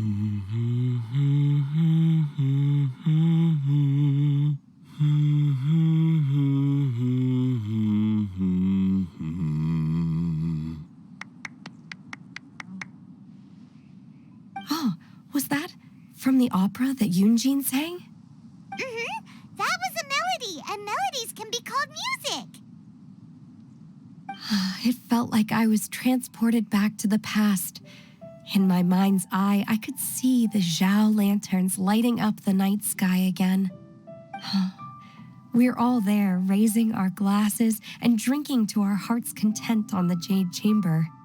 As I watched Yoonjin's performance, I felt a warm sensation in my heart. And as the drink reached my stomach, it went from warm to hot. When you hummed that melody just now, feelings from a whole year ago came right back to me, as strong as they were on that day. So that's the power of music. Wow, Shenhe. That was so deep! Music definitely has the power to bring up memories. It's like a time capsule with all the special moments from our lives squished inside. What about you, Ganyu? Are there any melodies that have left a deep impression on you? I don't remember if my parents ever sang any lullabies to me. I know some local folk songs, and a few other things come to mind too. The songs of the sailors down at the docks, the little ditties that the vendors call out in front of their beloved shops, the tunes of folk artists performing on the streets. Yes, that's right. In the past, whenever I heard the sound of those tunes, I always felt that they were worlds apart from me. Nenny and Liyue probably view me as a non-human. And they are right, in the sense that I never could connect with humans' artistic expression and their sentiments. So I haven't been able to integrate into their community and be a part of their lives. At least, that's the view I held in the past. Only more recently did I start to realize that the only barriers are ones that I have erected with my imagination. The way those melodies make me feel isn't all that different from other people after all. They're about mundane details of everyday existence, life's ups and downs, joys and sorrows. Even though we come from different backgrounds and have different stories to tell, when it comes down to the most common things that we see and experience around us each day in the city, in that sense, we're all the same. You go, Ganyu! You're really making progress. You have loads of friends in Liyue Harbor when you think about it. Okay, maybe some are more like coworkers and bosses. But at the very least, Kuching and Shenhe are your friends now, right? Yes, I am. Technically speaking, we should refer to each other by the conventional forms of address used among fellow disciples. But now that I know what constitutes a friendship, I do believe we are more friends than co-disciples. Thank you, everyone. Once the days are warmer, I would like to host you at my home in the city. Please invite Kuching as well. I've planted many types of flowers. I'm sure some of them will be to your taste. You are too kind. I couldn't possibly. Nonsense. You are my friend. I have cultivated and cared for the flowers just as you taught me. Once you've seen them for yourself, I am sure you can advise me how to do an even better job next time. I will save some for decoration. We can feast on the rest. Then, thank you in advance. Wait, what is that saying again? If you insist? Do people say that? I'm not completely sure either. It doesn't matter, okay? You got the point across. No need to split hairs. Paimon's more concerned about your idea of a girls' night out. Eating flowers? Really? Does this have anything to do with you both being the disciples of that illuminated bird?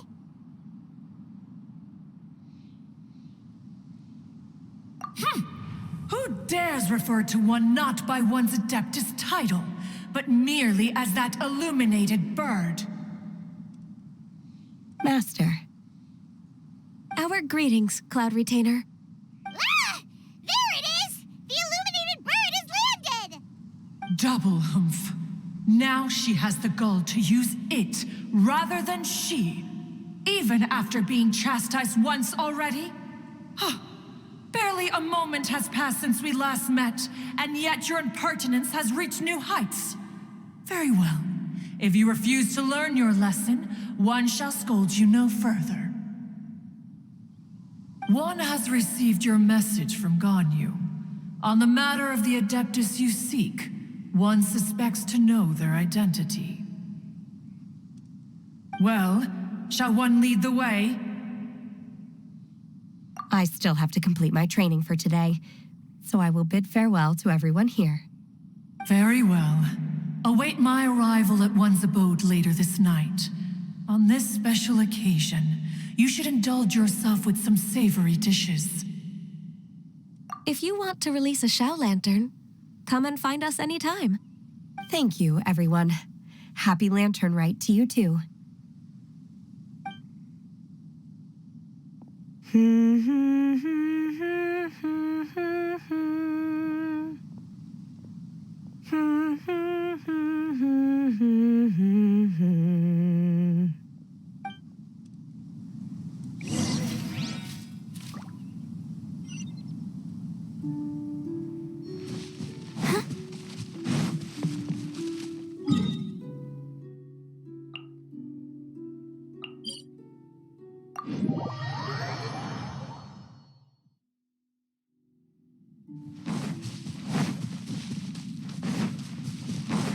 Go, Barbara, go!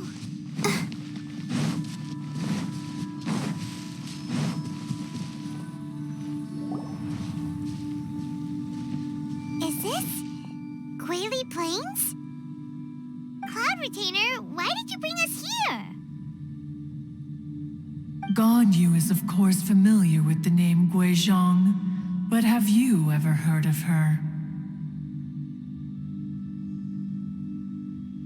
Guizhong is another name of Agentis, the god of dust. She was extroverted in nature and adored social gatherings and inventions alike.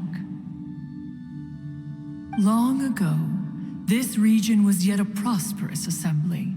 Guizhong often invited her friends to visit her home, reserving for us seats around the largest stone table. Sea Gazer would always bring out his latest treasure and place it upon the table. He could be quite the braggart. Though usually a mild-mannered fellow, when it came to those collectibles he was so fond of, he always loved to show them off. Paimon remembers that name. So that's what Sea Gazer was like. He was an old friend and a former rival. One has many memories of him. Once he had brought out the treasure, it would predictably become the center of attention. Neither Guizhong nor one was content to let him just steal the spotlight. So we would then also present our proudest mechanical creations. As Adepti, we were each gifted in our own ways, and naturally proud of our accomplishments in our respective fields of expertise. As a result, one often quarreled with Sea Gazer. His treasures were not even of his own making. He just used his exploration skills to dig them out of the ground. How, pray tell, could he compare to me, when every single one of one's accomplishments were crafted by one's own hand? Cloud Retainer, you are getting competitive again. One digresses. Regardless, every time an argument occurred, Guizhong would come over to watch us during our mutual lambastics. On some occasions, she would join in, and on others, she'd take one of us by the limb and start uttering the most ridiculous nonsense. What kind of nonsense? No kind of nonsense were we spared. Sometimes she would brazenly opine, why argue between yourselves when neither of you could ever hope to beat me? Other times, she would make unsolicited suggestions, such as, once you two are done arguing, let's go to the foot of the mountain and grill some meat. She always sought to make everyone happy, and one must say, she had quite the gift for it. No matter what nonsense she said, one never felt bothered or offended. It also helped that she never referred to one as that illuminated bird or lady bird. Come on, get over yourself! Anyway, just as our impassioned arguments would reach the apex of acrimony, Marchosius would bring his delectable dishes to the table. Who would dare snub the stove god and his wondrous creations? At the sight of him, we would all immediately drop the argument and prepare the table for a night of feasting and drinking. Back then, one was always bothered by how the cups Rex Lapis brought were always too square for one's taste. Can you see yourselves ever enjoying a drink from a square cup?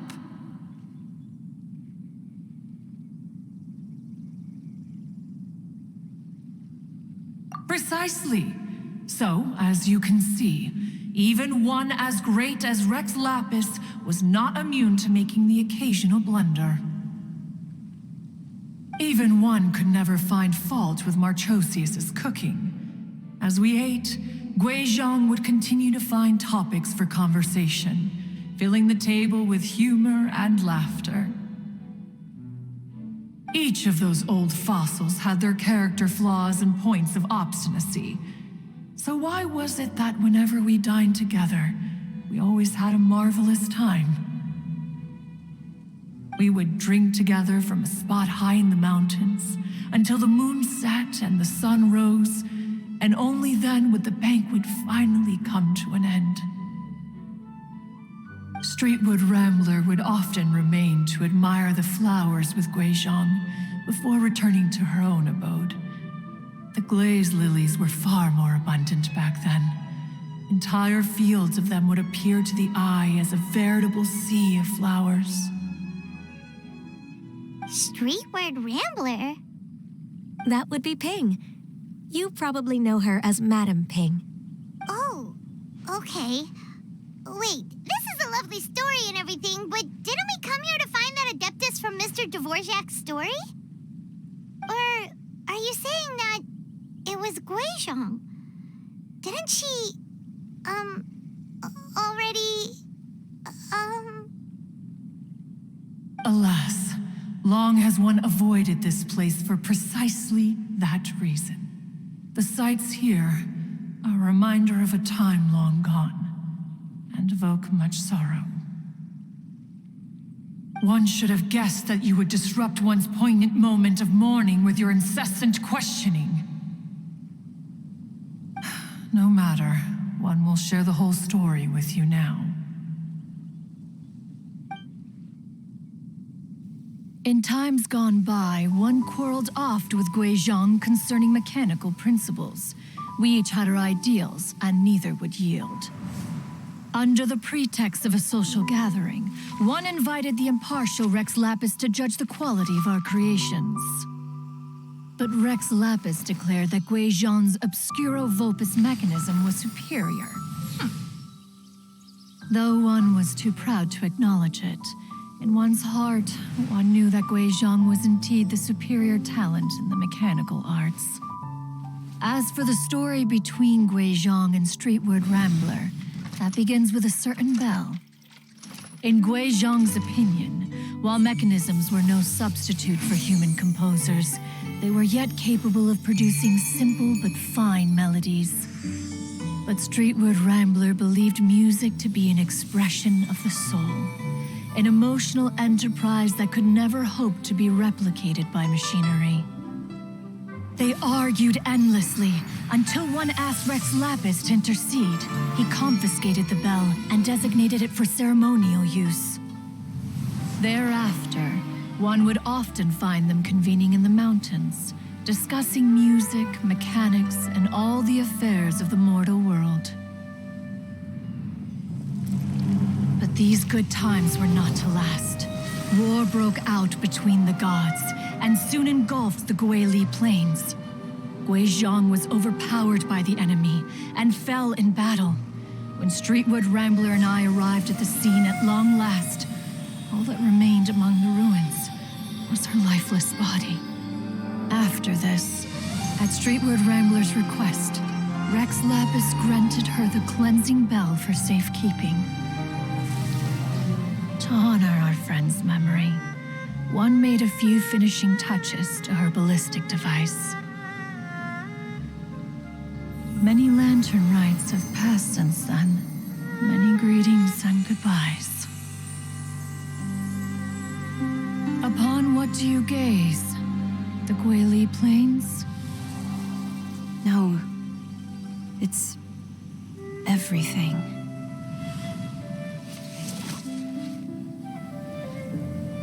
We think of human life as like a lantern that's lit one minute and extinguished the next. But are we Adepti so different? Perhaps as dust settles after a storm, we too must one day return to the world below. One has always been austere and private by nature, and has never relished socializing. One's dealings with Guizhong were born out of discussions on the discipline of mechanics. What? You have loads of friends, and you seem pretty chatty. Just because one is not ignorant of social graces does not mean one is fond of them. One is perfectly capable of partaking in conversation despite being introverted. But in the end, one is nothing like Streetwood Rambler. She is dauntless but thoughtful, not to mention eloquent and wise. Moreover, her friendship with Guizhong was far greater than one's own. Back when they were rivals, they would often compete against one another in the realm of musical composition. That cleansing bell was one of Guizhong's proudest works, having the ability to both compose and perform. Wait, that's weird. Didn't Madame Ping say she pestered an old friend for that bell? And she also said something about being a vain beauty when she was young or something. Streetwood Rambler, a vain beauty.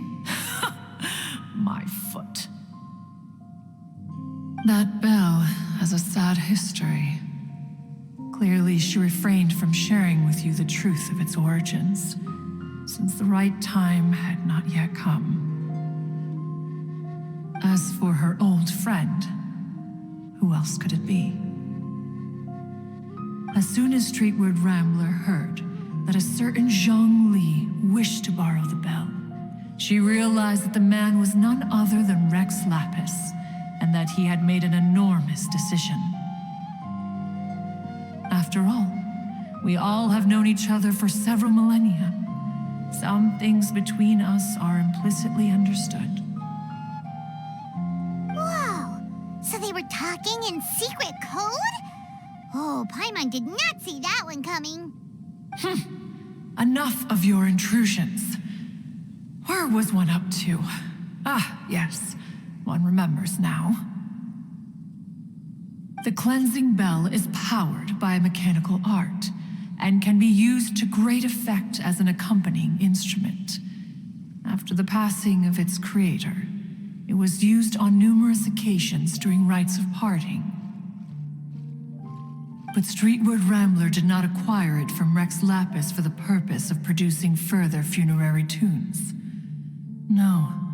Each time she rang it, it was to play the tune that Guizhong composed on it. The two once clashed over their beliefs about the meaning of music.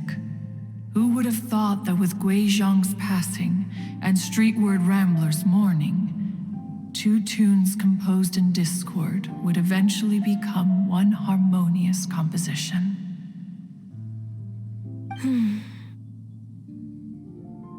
Once upon a time, Streetwood Rambler also loved gatherings, liquor, and music.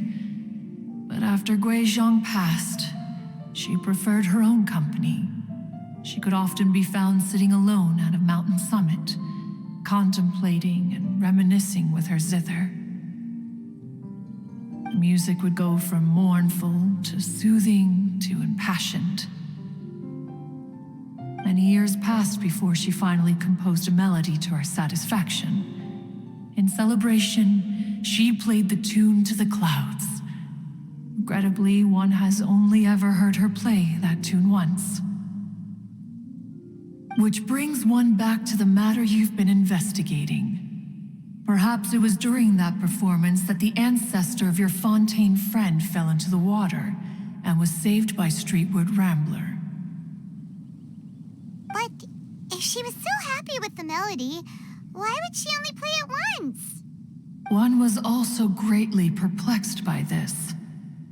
After suppressing one's curiosity for a long while, one finally approached her and asked why she would retire the tune after having spent so long on it. In response, she said, "Though the strings that played that melody survive, the one who inspired it is gone. Tell me, Cloud Retainer, when the one attuned to my soul is no longer here, who else could hope to understand this tune?"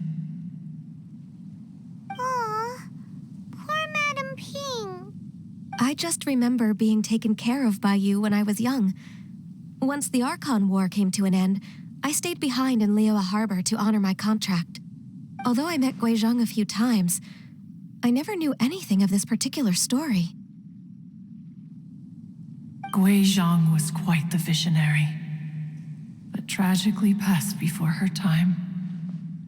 Her manuscripts still lie unfinished in the realm of clouds. Blank pages give one cause for contemplation on what might have been.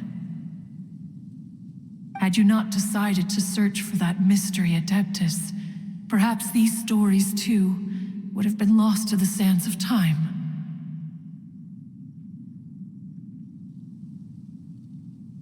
As of now, you know the truth, that the Adeptus who rescued the drowning man was none other than Streetwood Rambler. Do you intend to discuss this with her?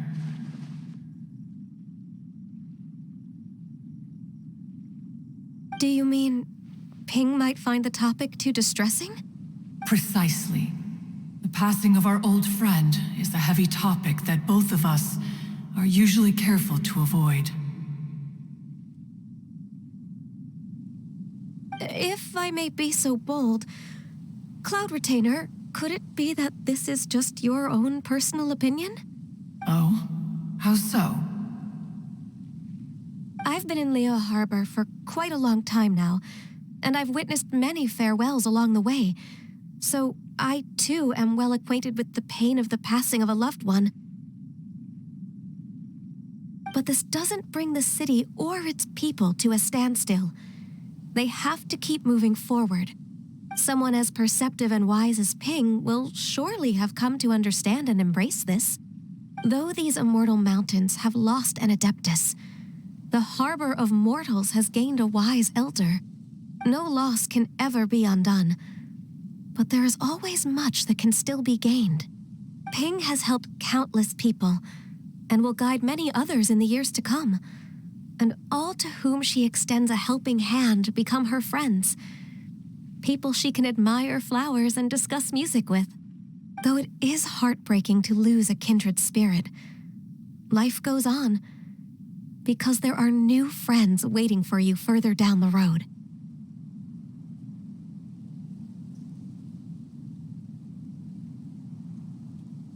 We even asked Madame Ping what she thought about adding a music festival to this year's Lantern Rite.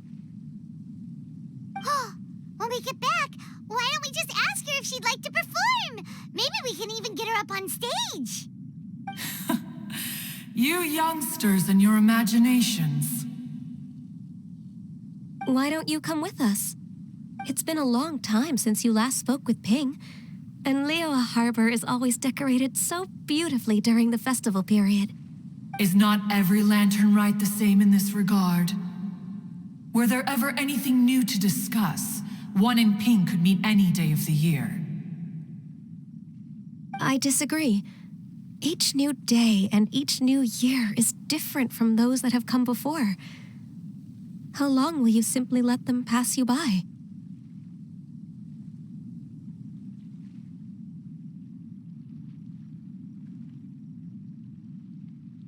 Very well.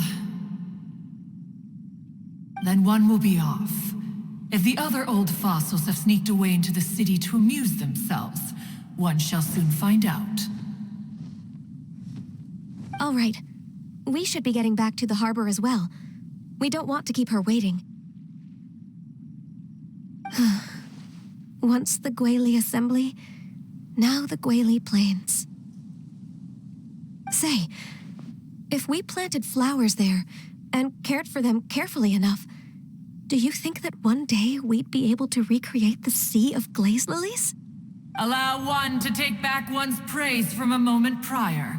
You are still far too given to flights of fancy, child. What? Cloud Retainer? You were still listening? One observed that you were making no effort to leave, and returned to chasten and hasten you. This time, one is departing in earnest.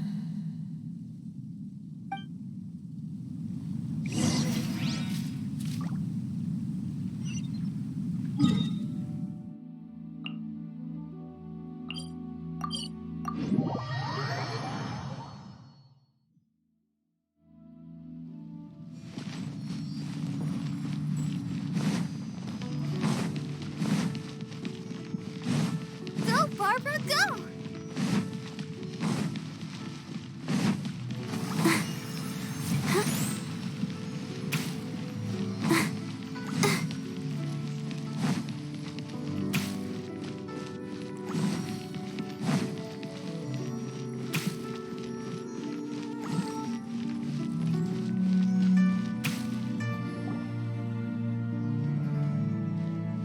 Whoa, Madam Ping and Cloud Retainer?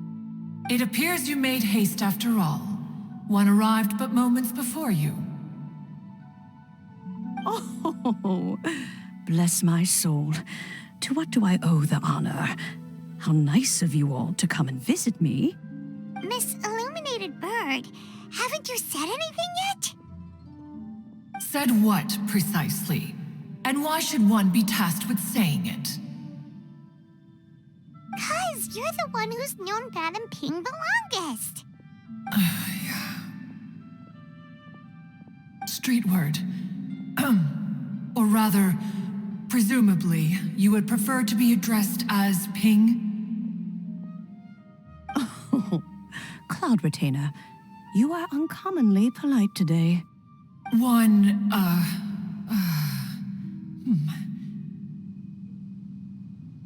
Given that lantern rite is almost upon us, the weather in the city is most pleasant, and a sweet floral fragrance lingers in the air. Ganyu, please continue from here. Huh? All right. So, this all started because we were trying to help Mr. Dvorak find the Adeptus who saved his ancestor's life.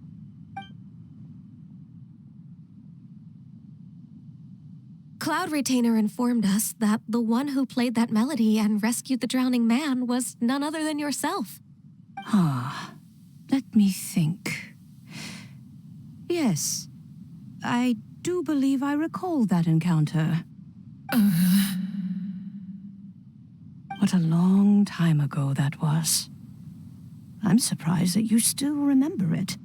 Even more astonishing, perhaps, is the fact that this story has survived this long at all, when mortal lives are so very brief. It appears that she has proven herself right once again. Who's she? We like to call her Guizhong. From the look in Cloud Retainer's eyes, I sense that she has already told you all about her. Albeit reluctantly, one might add. There is no harm done. After all, Lantern Right's very purpose is to commemorate the heroes who gave their lives for Liyue.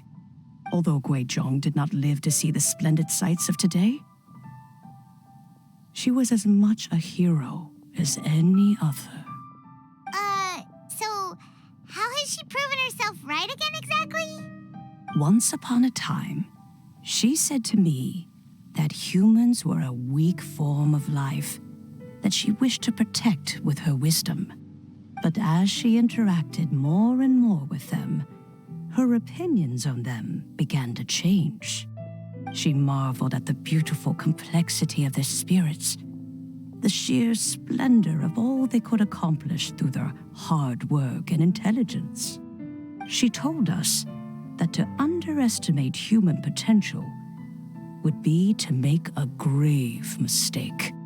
With the smallest amount of guidance, enormous power can be unleashed in them, and a human who has reached their full potential may well be her equal.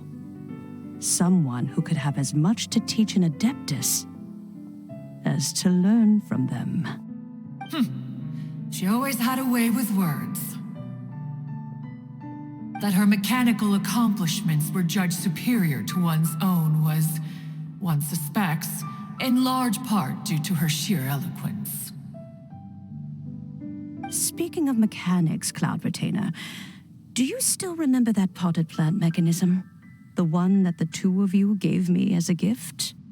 Of course. Guizhong and One both put an immense amount of effort into that gift. It would be no overstatement to call it a testament to each of our individual technical genius. As Guizhong once said, it takes every blade of grass and every flower to make a homeland. When I see the sight of Liyue Harbor before us today, I am reminded of this. Madam Ping looks very emotional right now.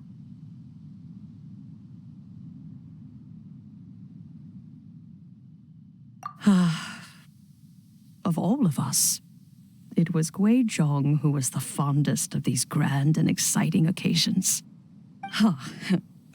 If she were still with us, I'm quite sure she would still be trying to best Cloud Retainer's finest works at every opportunity. Liyue Harbor is always filled with the sound of music at this time of the year. If she were here, one is certain that she would seek you out to discuss and debate the virtues of various melodies. Oh yeah, music! We've been dying to ask. What was the melody that you played back then? Oh, also, with you being such a music expert and all, why don't you join the concert as a performer? I can make arrangements right away. Oh, as much as I don't wish to dampen your enthusiasm, it's been a long time since I played this zither. My fingers don't have the dexterity they once did, and whenever I play that tune, it always reminds me of her. I start wondering what she would think of the changes I have made to her melody. There was a period of time whenever I started strumming, it almost felt like she was back again. Sitting right there on the stone stool next to me, chatting away. Skybracer and Seagazer too, looking just like they did in the old days. No matter how much time goes by, the moment that melody starts playing, it transports me right back to that time in my memory. So the past still weighs heavily on your heart? Well, I would be lying to myself if I claimed to have completely moved on. But that is not to say that grief doesn't get easier with time. Despite the sadness, I have found many things that bring me joy in life. It is simply the nature of the world in which we live that even if one wished to mourn for an eternity, it would be a nigh impossible feat. Just look at this potted plant. Isn't it stunning? It takes an honest and open mind to confront and conquer grief. You have indeed made progress. Be that as it may, I shall leave the lantern rite stage to the youth of today. Well, if you're sure. Granny! Whoa, what's everyone doing here? Did something bad happen? Ah, and now we've spooked Yanfei. No, everyone's just here to give me their regards for the holiday. Oh, that's wonderful, I'm glad. Well, in that case, happy Lantern Rite, everyone.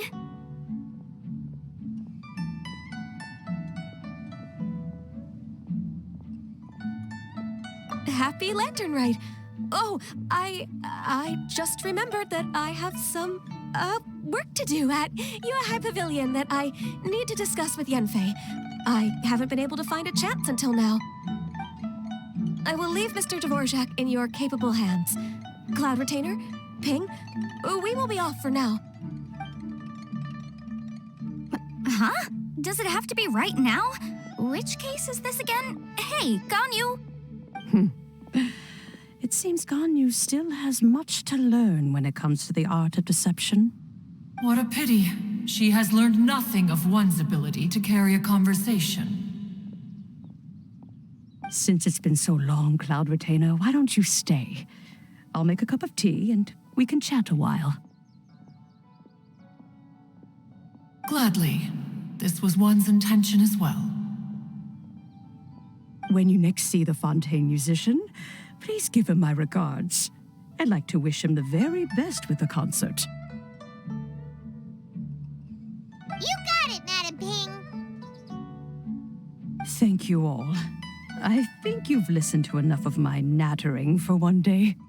As for that melody, I will play it for you all another time. Goodness knows I need to practice it first.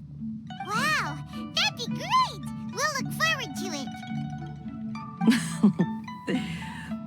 When that time comes, wherever her spirit may be among the countless grains of sand and specks of dust between the harbor and the mountains, perhaps she will look at the Liyue of today and steal a smile when she sees the prosperous land that it has become. All right, let's go tell Mr. Dvorak the news.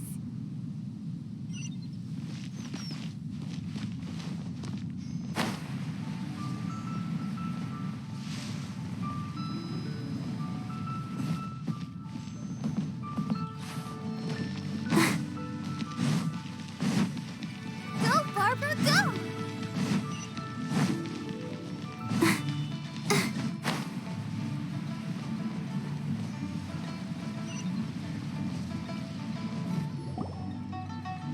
Mr. Dvorak! Ah, and Kuching's here too! Thanks for helping set all of this up. Welcome back. Did everything go well? Really, really well. We found the person Mr. Dvorak was looking for. Are you serious?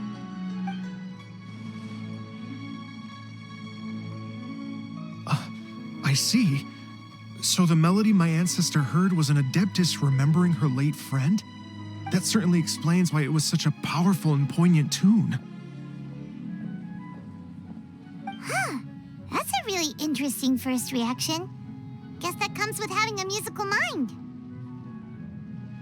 I have to say, though, it's hard to believe that the fairy from the tale is now an elderly granny. Oh, Paimon knows exactly what you mean.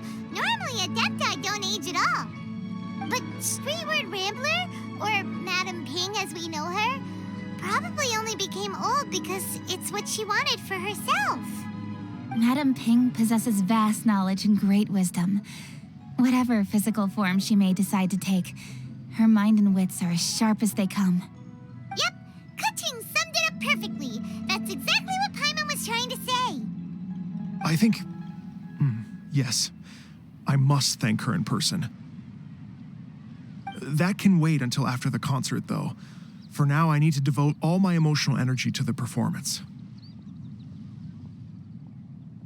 Ah, speaking of, Madam Ping wishes you all the best at the music festival. Paimon has a sneaking suspicion that she'll stay in her usual spot, but listen to the performances from afar. Wait, are you serious? Oh no, now I'm starting to get nervous.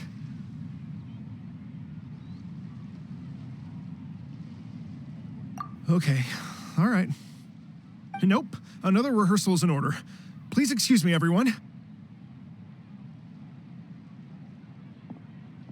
Mr. Dvorak? He's already gone.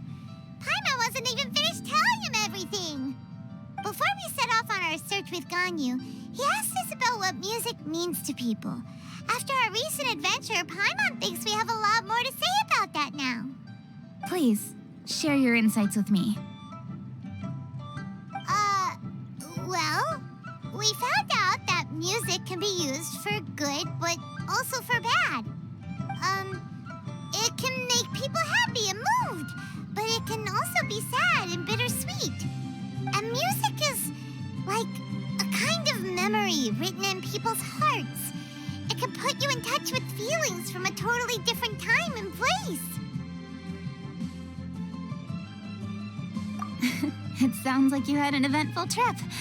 Don't worry, I'm sure Ganyu will fill me in on all the details shortly. Wait, does that mean you're gonna carry on working? Mm-hmm. Just a few things to wrap up. All the groundwork is done. As long as everyone enjoys the festival activities, all our efforts are worthwhile. Happy Lantern Rite to you as well.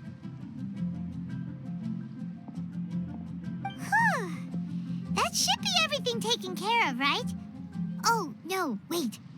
Paimon feels like she's forgetting something. What was it? Oh, it feels like it was a while ago. Shoot! Latent... Wait, no. Anyway, Jean-Lee said he wasn't in a hurry, so if we went now, there's probably still time, right? Anyway, even if we don't make it, it's not our fault. He could have totally picked him by himself. Ugh. Anyway, let's go check with him at Wangsheng Funeral Parlor.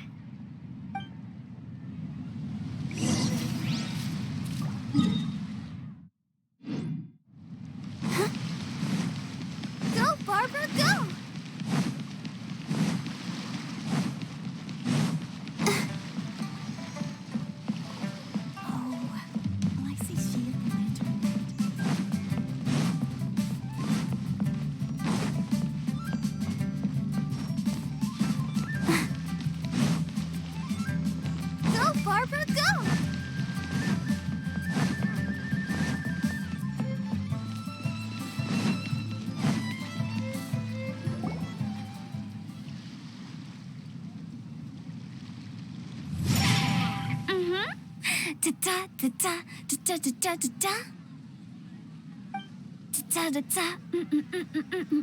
Oh. All right, let's take a break here. Oh wow, look who it is! Are you here to hang out with everyone's favorite funeral director? So you're just casually practicing your rapping skills at the entrance to your funeral parlor? In broad daylight? Okay. After everything we've been through, you don't see me for a hot minute, and you're back to being scared of your own shadow. We have all this open space, a clear view of the mountains behind and the sea in front. Not to mention we have several invisible audience members enthusiastically cheering us on. It's the perfect spot to rehearse. Invisible audience members? Gotta say, it took me a few days to get used to Director Who's way of talking. Xinyan was pretty spooked too when she first got here. Just like when she sees a frog, but a giant frog with sharp teeth. Come on, knock it off. What's wrong? I've never seen someone look so confused before. Well, don't worry, because Director Who's here to explain it all. There once was a Fontaine musician who went around town on a mission. He came door to door for his iridescence tour, looking for acts to audition.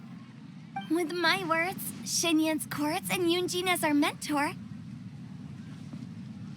we'll take the stage by storm with flames roaring and the whole audience calling for more.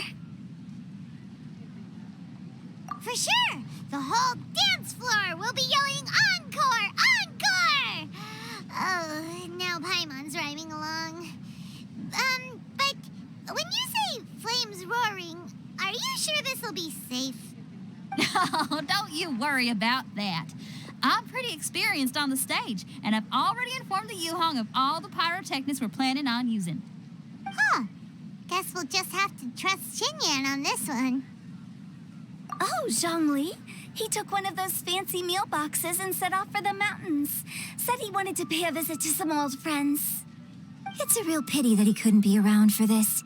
As well as being a true connoisseur of traditional art forms, he's able to appreciate Xinyan's performances too. Yeah, that's right. Matter of fact, he was the one who first invited me to perform here. To tell the truth, though, I never thought I'd really find myself rehearsing here one day. Well, now you know.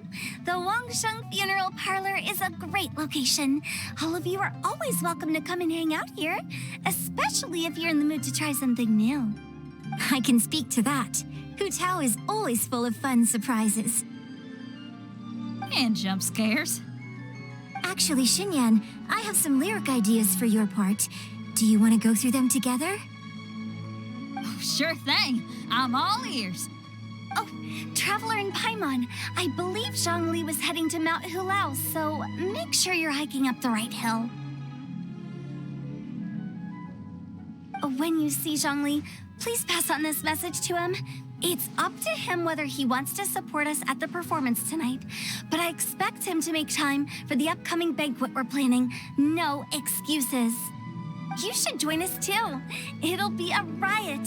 If there's one thing I've learned from being a funeral director, it's how to throw a party.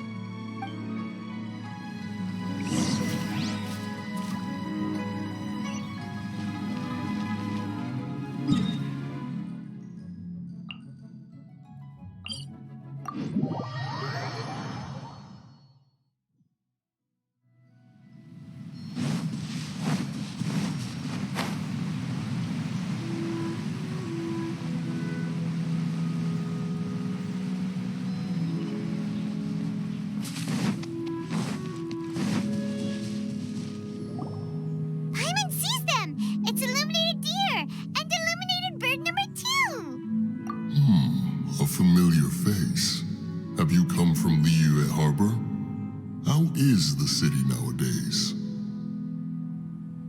Everything's great, but you know, if you're so curious, you can always go and check it out for yourself.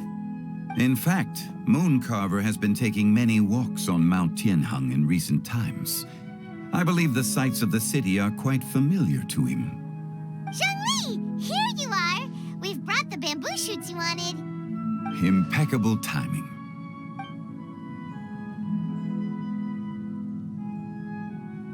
Traditionally, bamboo shoot soup ought to be slow-cooked for many hours on low heat. Using Adeptus arts to hasten the process is something of a shortcut. Wait, that mechanism, is that? Indeed. Cloud Retainer kindly lent me her supreme cuisine machine. Can we not just call it a cooking machine? Actually, never mind. She seems to take a lot of pride in her mechanical gizmos, so it's probably best if Paimon doesn't go changing the name willy-nilly. I trust that you found the answers you were seeking during your recent journey. Excellent. The past should be remembered, but not overly dwelt upon. Our journey should be seen as a means to take on more from the world around us. When the bamboo shoot soup is ready, I must insist that you try some for yourself. Oh, Zhongli, Hu Tao told us to tell you something. She said, It's up to him whether he wants to support us at the performance tonight, but I expect him to make time for the upcoming banquet we're planning. No excuses. When she says performance, she must mean the Lantern Rite Music Festival. As for the banquet, she didn't tell us anything more about that, but she invited us to come as well. As you can see, I have a prior engagement with 2 Adepti friends of mine tonight. Please, give Director Hu my best wishes for the performance. As for the banquet, since the Director insists, far be it from a mere consultant like myself to refuse. Yay! Then we'll see you there? Absolutely. Rex Lapis, the bamboo shoot soup is ready. Thank you. I will examine it right away. The appearance is exquisite, and the aroma rich and intense. The craftsmanship of this machine is commendable indeed. Since you came all this way, you should not leave empty-handed. Please, take some soup. It tastes most exquisite while still warm.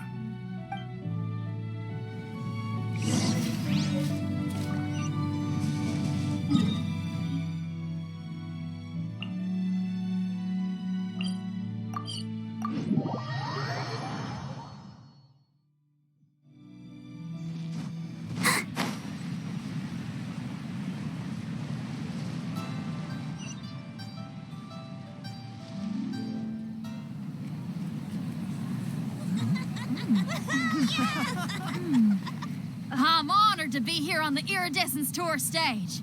All right, without further ado, I'm Xinyan, this is Hetao, and this is a little something called... The Flame Lilies!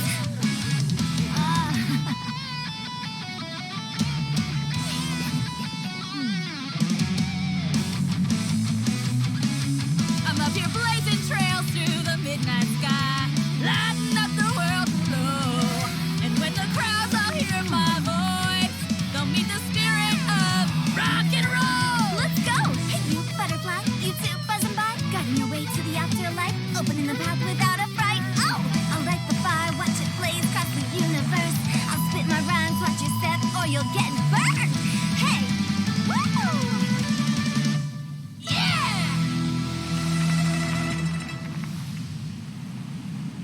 Does anyone have any plans tomorrow? With another year behind us, I think we deserve a celebration of our own. My treat. Interested? The Tianquan footing the bill? I can't miss out on that.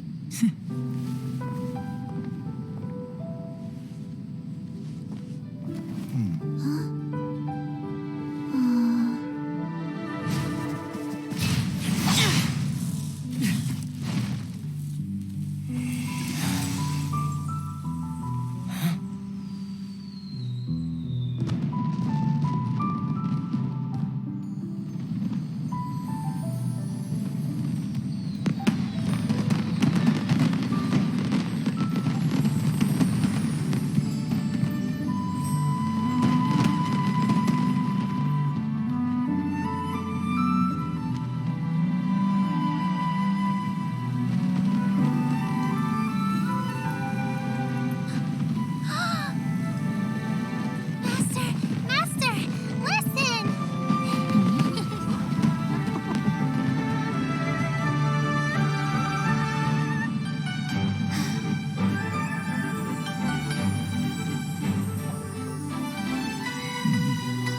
May the year ahead be a blessed one.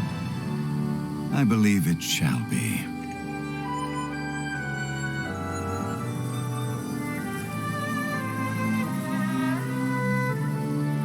Master, the Xiao Lanterns, Elementary. One shall fashion for you a Xiao Lantern, the likes of which the world has never seen. And you must take it to Liyue Harbor to display its magnificence for all.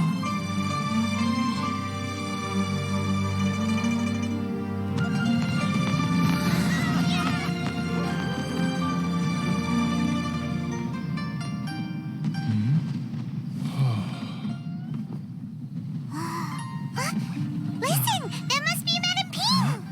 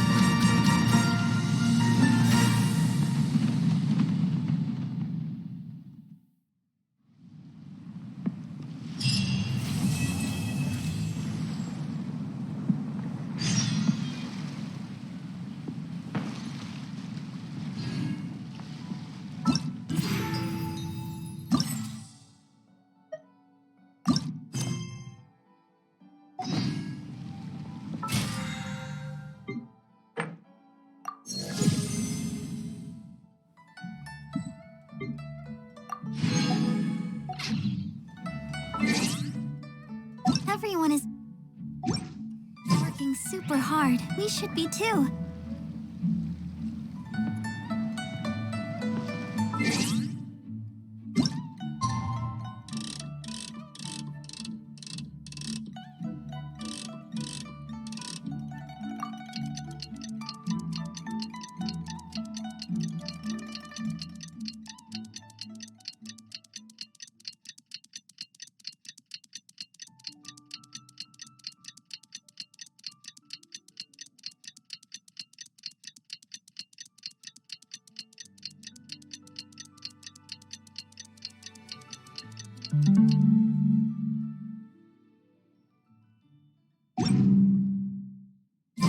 Traveler, hurry! It's almost time for us to join Hotel for dinner! Ooh, and we'll be meeting at Shinjuan Kiosk. It's the place with a really long wait list.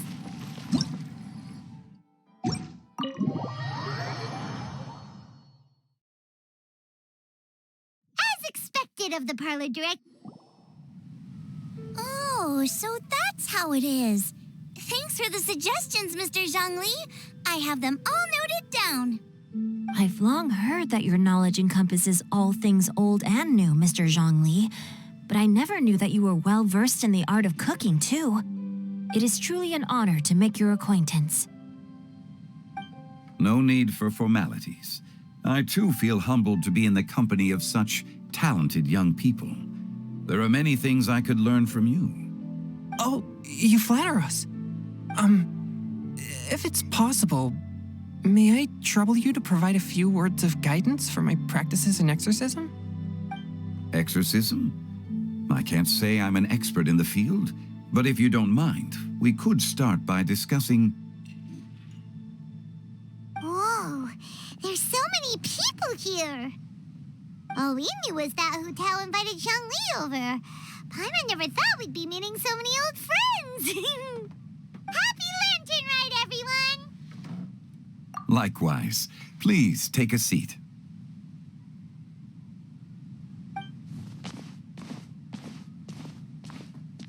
Happy Lantern Rite! Are you having fun? Me too. I've seen Xinyan perform before, but this is the first time I've watched something like this. I heard that the audience loved it too, and she's been receiving quite a lot of performance invitations lately. She's more busy than ever, and Yoonjin's gonna help her. Yep, and they asked us to pass on their season's greetings to everyone. They hope we'll have a wonderful gathering. The performance was spectacular indeed. However, it gave Xiangling a huge burst of inspiration, which in turn gave us a bit of a headache. Us? Did Xiangling ask you to try out her dishes too? That, my friend, is beside the point. Watching you eat was enough for me.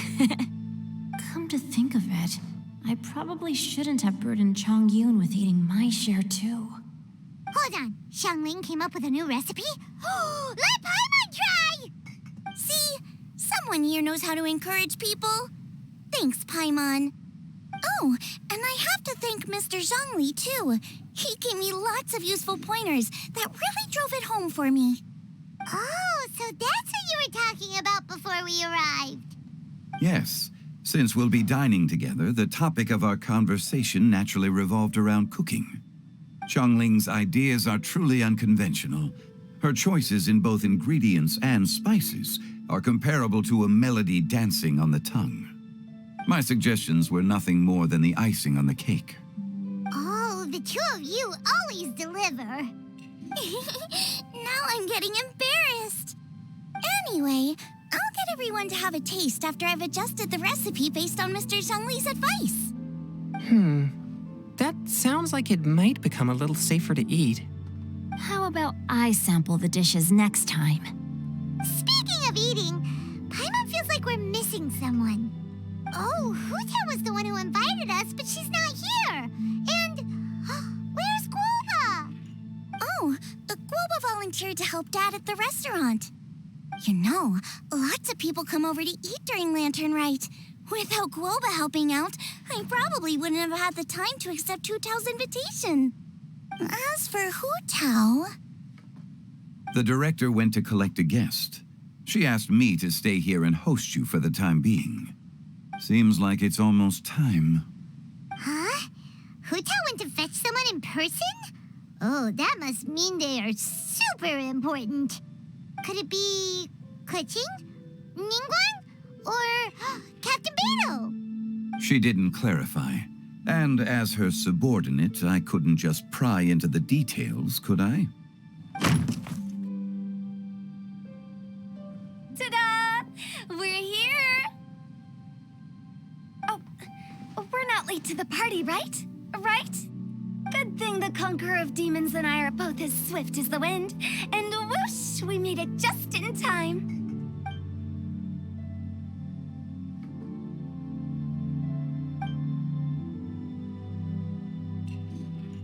Oh. I see. So the important guest is the Conqueror of Demons. I've been looking forward to meeting you. The director didn't mention anything when she invited us. What a pleasant surprise. Gathered here with us tonight are not only young and accomplished individuals, but also the protector of Leo's peace, Adeptus Alatus. To convene here with all of you is indeed a great honor.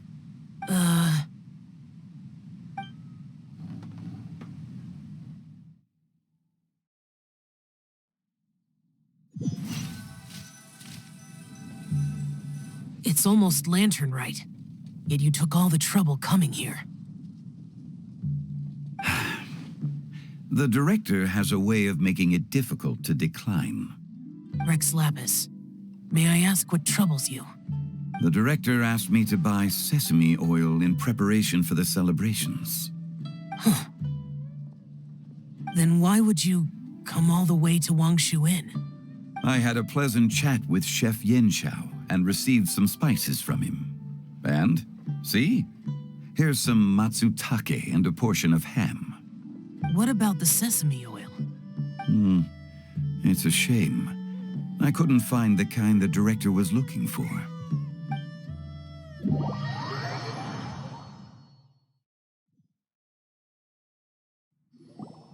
I'm sure you're exaggerating, Zhang... Sir. There he goes again. Enough with the pleasantries. Go let our guests take a seat. Everyone here today is well known in their own field and has probably heard about one another to some extent. Some of us are even old acquaintances, so there's no need to be this formal. I heard that the Conqueror of Demons and the Traveler are pretty close, no? Great. You two sit together. You should take a seat too, Director. Oh? Finally remembered me? When we arrived just now, the host at Xinyue Kiosk told me our dishes are almost ready. Perfect timing. Let's not wait any longer and ask them to bring out the food.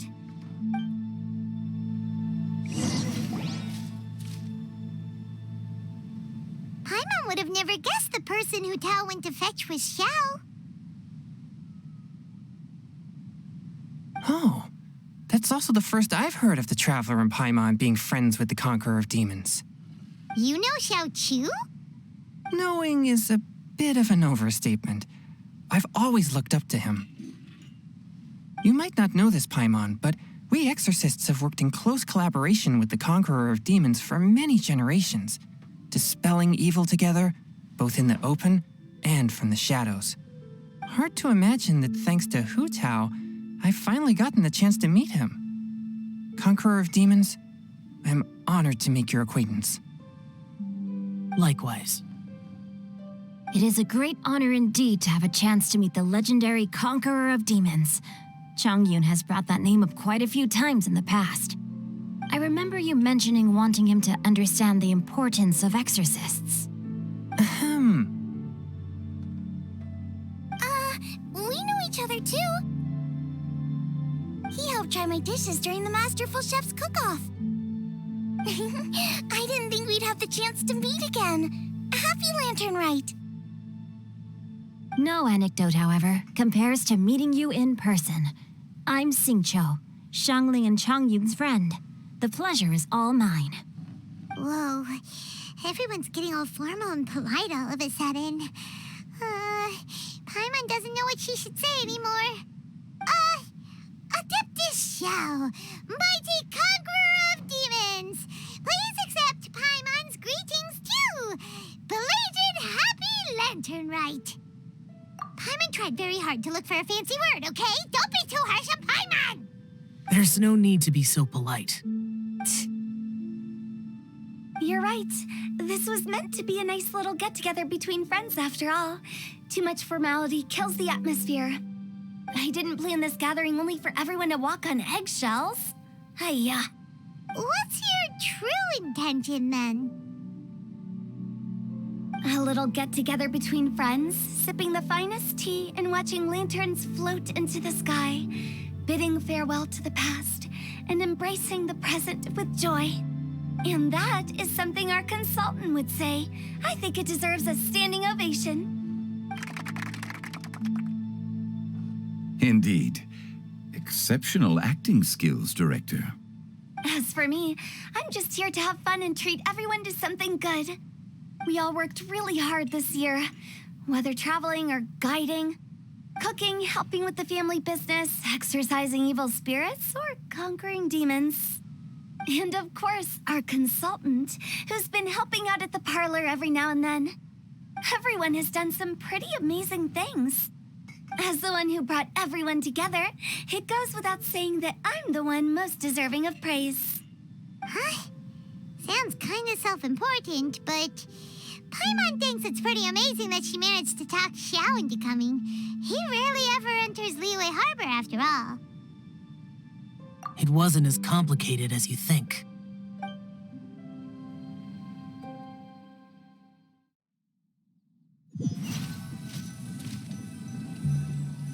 Okay, gotcha. Thanks, boss lady. It's not boss lady, just boss. And there she goes. What a lively girl. Conqueror of demons, Adepta Xiao. Guardian of Wangshu Inn, hero of Dihua Marsh. I know you're there.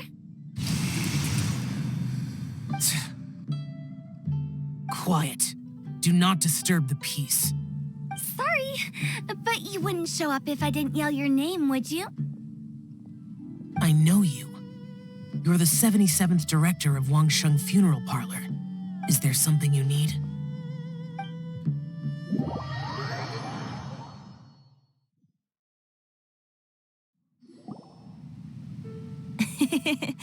That does sound like one of Hu Tao's antics. Did the Conqueror of Demons agree to come so that Hu Tao would stop pestering him? There might be other reasons. Smart guess. Huh? There's more to it? It gets pretty boring from here on. I talked about the funeral parlor's past relationships with the Guardian Yakshas. You know, just to be sociable. In the time of the Archon War, disputes were frequent, and disaster overtook the land. Humans couldn't escape from the torment of the plague, nor could they escape death. The Adepti vanquished the demons, the Millelith fought valiantly, and Wangsheng Funeral Parlor was responsible for purifying the diseased and sending off the spirits of the dead. That is how the border between life and death was maintained during the war. And it effectively prevented further incidents from happening. That's right. 1 point for the consultant. But despite our deep-rooted connection, it still took me quite a while to actually convince him.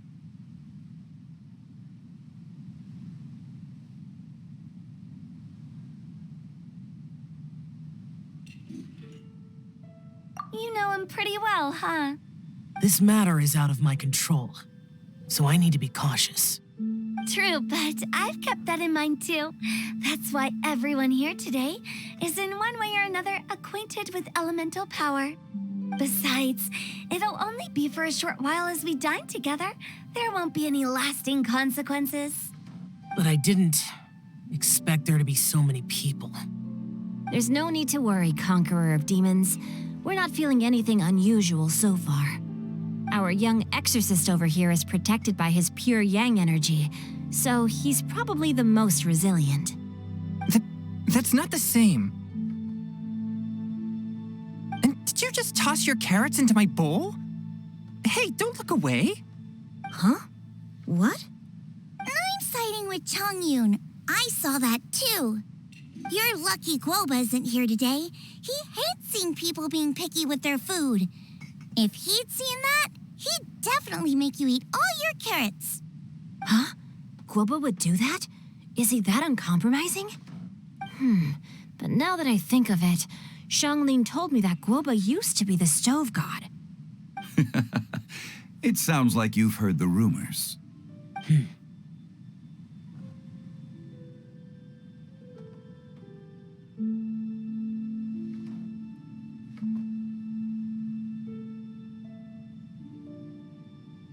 I'm doing fine. Not long ago, before Lantern Rite, I met an old friend. Thanks to his help, things have been a lot more stable than before.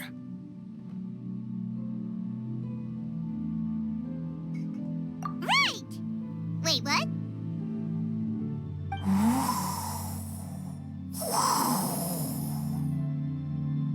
Seeds of story, brought by the wind. And cultivated by time. Did Paimon just unconsciously complete the thing? That voice. Could it be?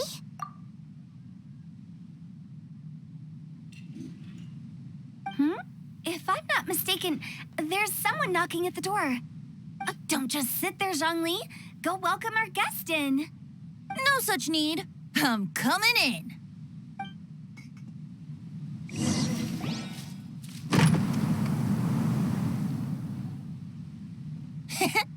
You finally let me in. Hello, hello. No matter if we've met before or not, this moment marks a brand new encounter. Old friends and new, happy Lantern Rite. Oh, it's the tone-deaf bard. Oh, he seems to carry a valiant breeze wherever he goes. It looks like we're gonna be friends. Fate has brought us together, so come on, take a seat and be my guest. Help yourself. Oh, I'll ask them for another set of cutlery. This young lady here is as bright as a fresh bouquet of flowers in the morning's rising sun. She no doubt is the one with the most authority here. Whoa, these dishes look amazing. Is it really okay for me to join in? All right, I'm digging in. Huh, it's you. Oh, isn't this Genyu? Genyu?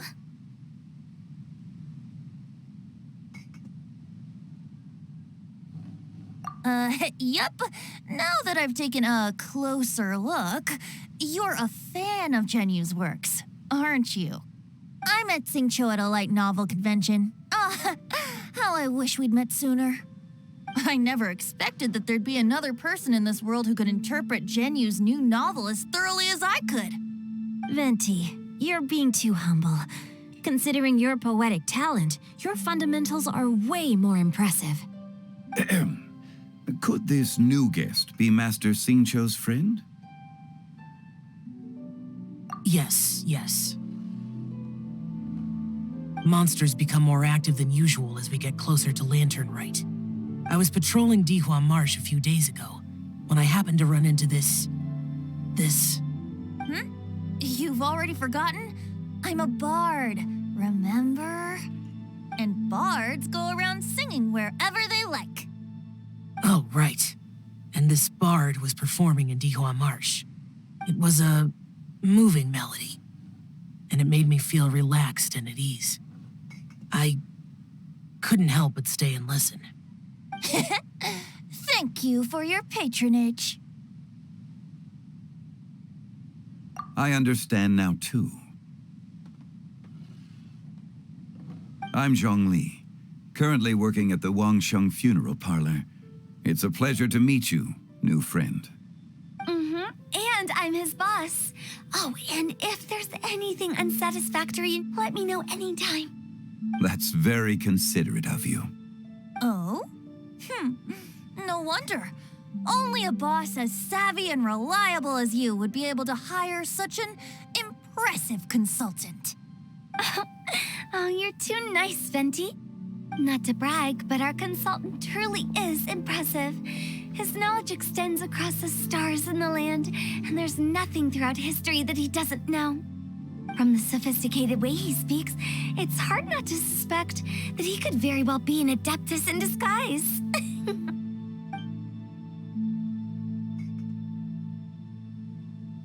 Shao, you're an adeptus. Do you think it might be possible? Sorry. I'm only good at conquering demons. I'm afraid I don't have much knowledge in that matter. Really? But Paimon thinks you're super knowledgeable. Huh? Oh, right! Xiao's a warrior. He doesn't come to the city very often, so it's, pretty normal for him to not know anything. Yeah. Really? I've actually heard a few things about Mr. Zhongli before. The guests in the tavern talked about this refined and courteous man who, instead of having wine at Mondstadt's finest tavern, ordered a cup of hot tea with the most complex name. Now that you mention it, I seem to recall that there indeed is a musician like yourself in Mondstadt. I've heard that he's elegant and amiable, his works witty and vibrant. It's no overstatement to regard him as the best bard in Mondstadt. Now you're making me embarrassed.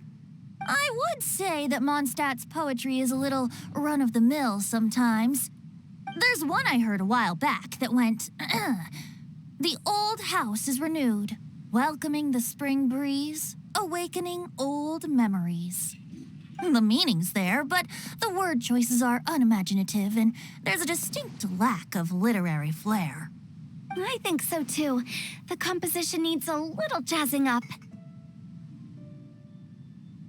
If I were to give it a go, I'd make it an old melon on a vine, a new flower that grows fine. Oh, good one! It feels unique and has a nice ring to it. You have great taste, Venti. I was right about you. Let's shake hands.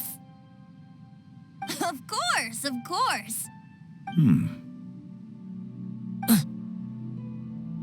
Hey, Xingqiu! Mind lending me a few books when we get back? Pick out some well-written ones. I don't know if it's my own lack of literary knowledge, but I couldn't tell the difference between those two. I don't think it's your fault. Chongyun's right. It's not our fault. Oh, you have a point. But speaking of, why is the tone-deaf bard here? Are you here to take part in Lantern Rite too? I heard that Liua will be hosting a Lantern Rite music festival this year. As a musician myself, how could I possibly resist the temptation to come take a look? Or listen. Getting to know other musical styles is essential to sparking inspiration, don't you think? As for the Fontaine friend who hosted the festival, I saw him near Stone Gate the other day. The Iridescence tour has finally been held successfully for once, so I had to congratulate him. Don't think anything of it. By the way, I was watching as you entered Shinyue Kiosk, but no one seemed to notice me. Should I say that it's because I'm an expert in hiding, or that a certain someone deliberately ignored the sound of the wind? Whenever Lantern Rite comes around, Liua Harbor becomes bustling with activity. People are all busy watching the lanterns and strolling around the shops, and they might just go travel somewhere on a whim. It is rather difficult to predict another's whereabouts. The festival is in full swing and proceeding smoothly, and we're all gathered here with friends, new and old. This is no doubt a wonderful occasion worth celebrating. To come together with all of you at the beginning of the year, one can't help but be filled with joy. In a moment like this, I propose we raise a glass together. In my case, tea in lieu of wine. Very well said, Mr. Zhongli. That was exactly what I wanted to say.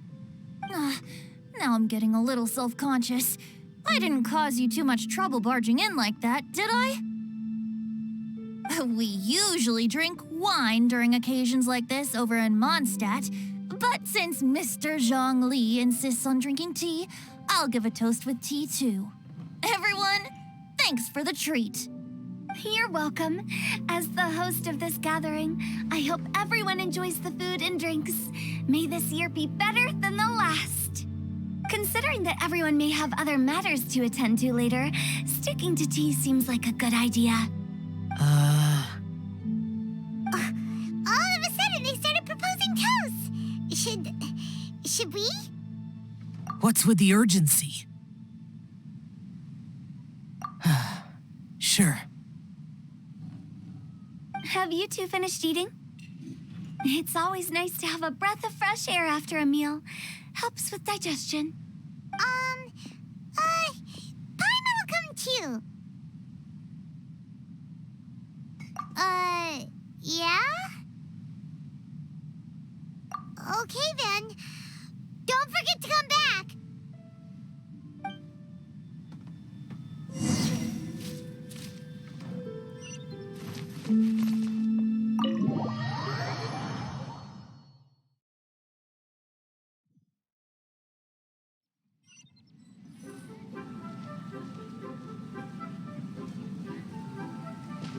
Are you all right?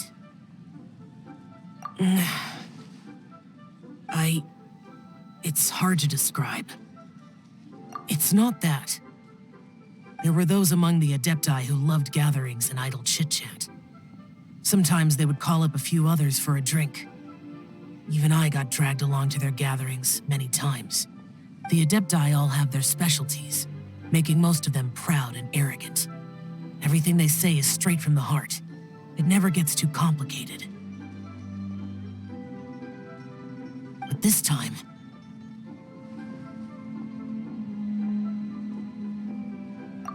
No. I didn't mean that. So you know his true identity. I'll get straight to the point then.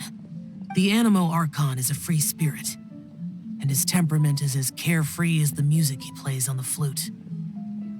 It's easy for a god like him to live in harmony with humans, and that's something I might never be able to do.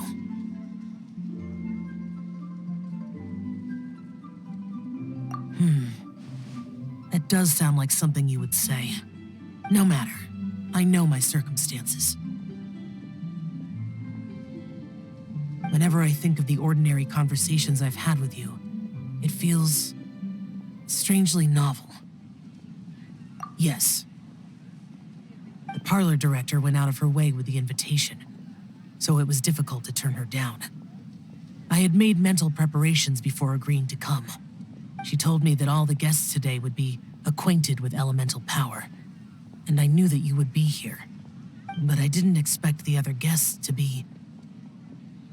General Capisis always said that we should live in the present and enjoy every pleasant surprise. Perhaps that's what I should do with what I'm feeling now. But I think he meant designing clothes for those around him. The clothes were intricately designed, but inconvenient to wear. Brother Bosacius never tried to hide his distaste in front of him. Rex Lapis did like his designs and even collected quite a few. The outfit he wears now was also designed by General Capisis himself. I never saw him wear this during the war. I didn't expect him to start wearing it later. Oh, here you are. I'm not intruding, right? You're not. What is it? Hu Tao saw that everyone's done eating and asked the staff to bring out the desserts. Paimon got so anxious that you weren't back yet that she scarfed down her dessert without the usual slurping and munching. To be honest, I was kind of worried too. You looked a little restless just now, and I thought you weren't used to the food here and was planning to head back to Wangshu Inn for something Yanqiao made. You're worrying too much. Why would I? Anyway, let's head back. Please wait! There's another reason why I came looking for you. Here, take these. cookies. I brought them for you. Almond tofu? Yup. Since the Masterful Chef's competition, you could say that Yan Xiao and I are not only competitors, but good friends as well. I visit him at Wangshu Inn sometimes to discuss our cooking. I heard him say that the esteemed guest on the roof loves nothing more than a good plate of almond tofu, so I learned a thing or two about the dish from him. I'll be honest, before Hu Tao invited everyone, she secretly came looking for me, told me about the guest she planned to invite, and asked me for some suggestions on what she should order. So I made a few servings of almond tofu for you guys in advance. Take them as a token of gratitude for your support.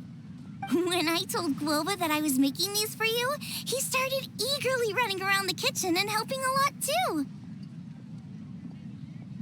Thank you for the trouble. There was no need to... I'll take them. Thank you. And Guoba too. You're welcome. Oh, the almond tofu I made probably tastes and feels a little different from the type Yan Xiao cooks. Please let me know if there's any improvements I should make. Okay. That's all. Alrighty, we should head back now. We can't keep Paimon waiting.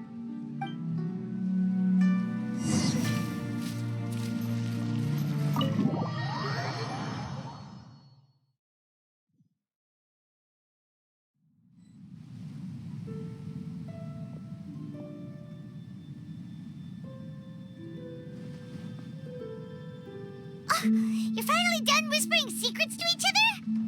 So much for promising Paimon you'll be back soon.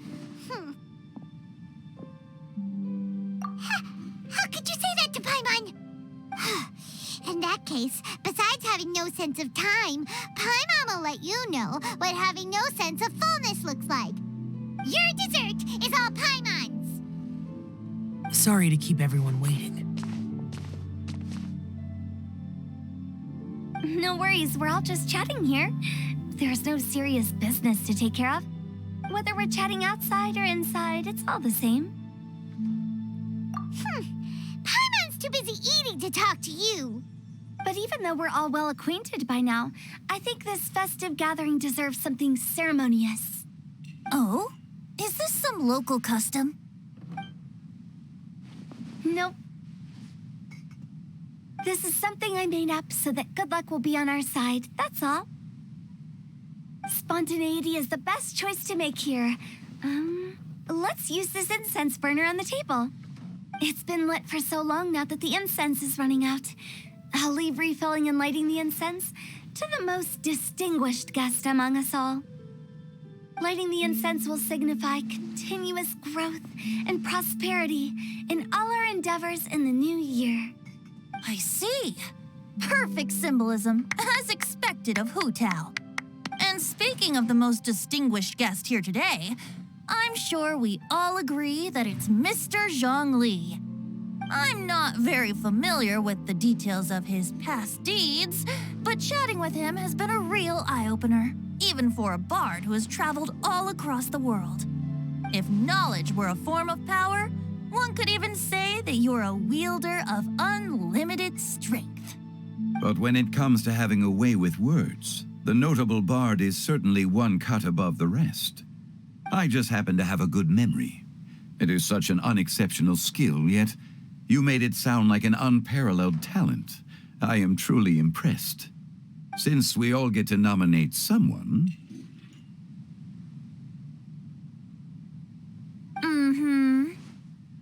I think it's only fair that we let the parlor director light the incense.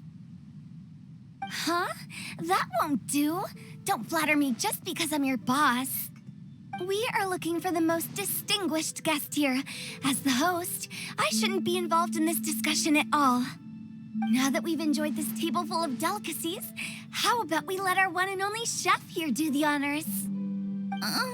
Is this really the way this works? I didn't cook any of these dishes.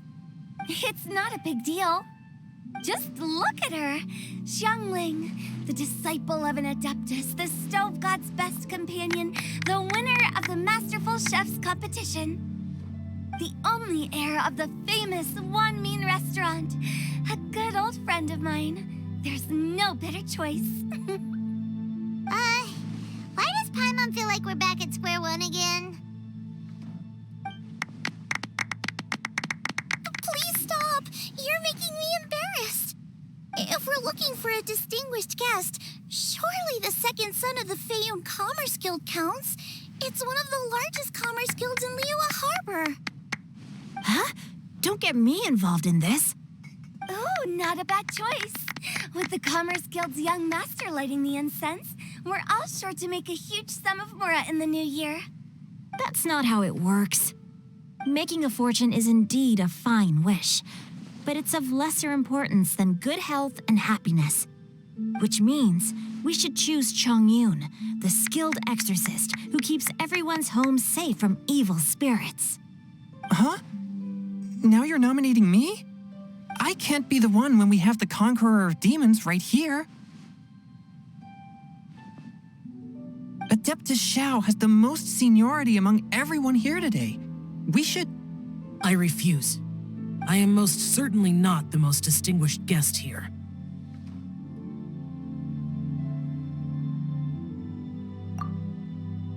You should all be able to make the right judgment based on your observations. One person here is well acquainted with everyone else.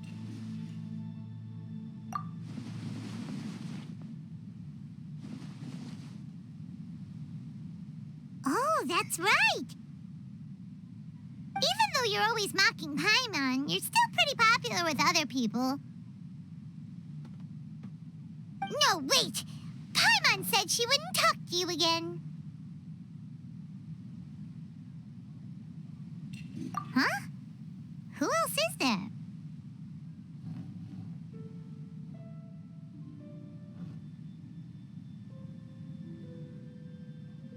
Huh? Huh? Does that mean Paimon's the most distinguished guest? Oh, well, that was unexpected! I agree. Paimon's just the one we need. Without a friend constantly by your side, a long journey would become dreadfully lonesome. But once you have someone there to brighten up the atmosphere, everything along the way will become lively and vibrant too. Ah. The traveler has traversed many nations and left behind a great deal of fascinating stories. But without Paimon, they would have become quite monotonous. Paimon plays an indispensable role in making your journey a happy and smooth one. You guys, Paimon's not used to being praised like that. Those were genuine compliments, right? Thank you. You made Paimon wait for a long time, but Paimon's not mad anymore. Don't take everything to heart, Paimon.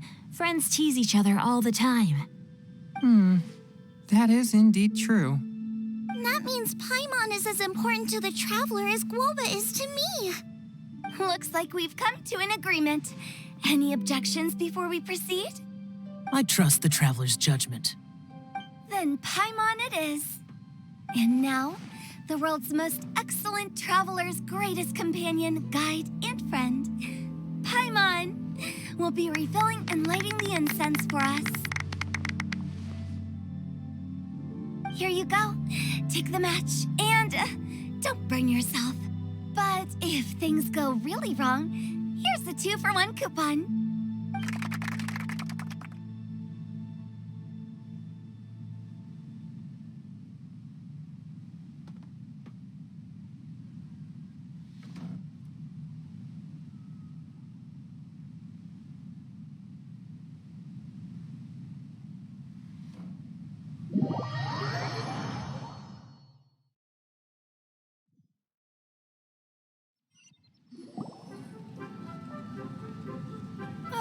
It's getting late. I won't take up any more of your time. You're all free to go as you please. Yep, the tea was amazing too. You don't have to go all polite on me. Just remember to come when I invite you next time. Let's see. It's dark out, so I'm going to accompany Xiangling, Xingqiu, and Changyun back home. As for the rest of the guests, I'll leave them to our consultant. No need. I'm headed towards the harbor to meet a friend on the ship. There's no need to trouble one such as Mr. Zhongli. I think you know the place I'm talking about. Come meet me anytime.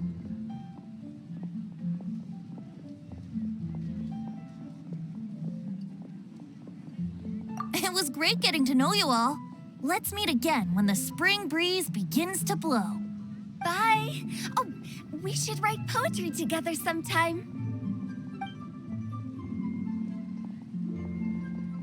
We'll catch you all later then.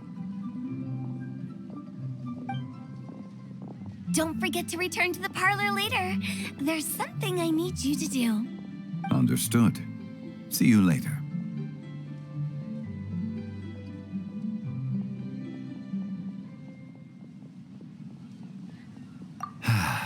Well then.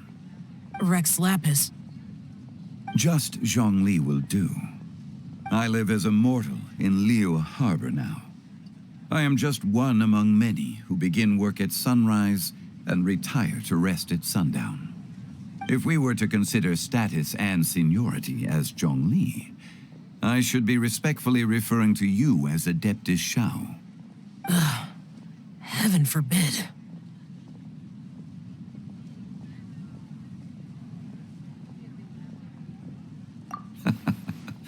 I meant what I said. I heard that during the Lantern Rite Music Festival, you conferred with Streetward Rambler and Cloud Retainer. I take it as you've gained a lot more knowledge about the past? The same truth will sound different coming from different people. As more bear witness to a story, feelings and interpretations expand in variety too.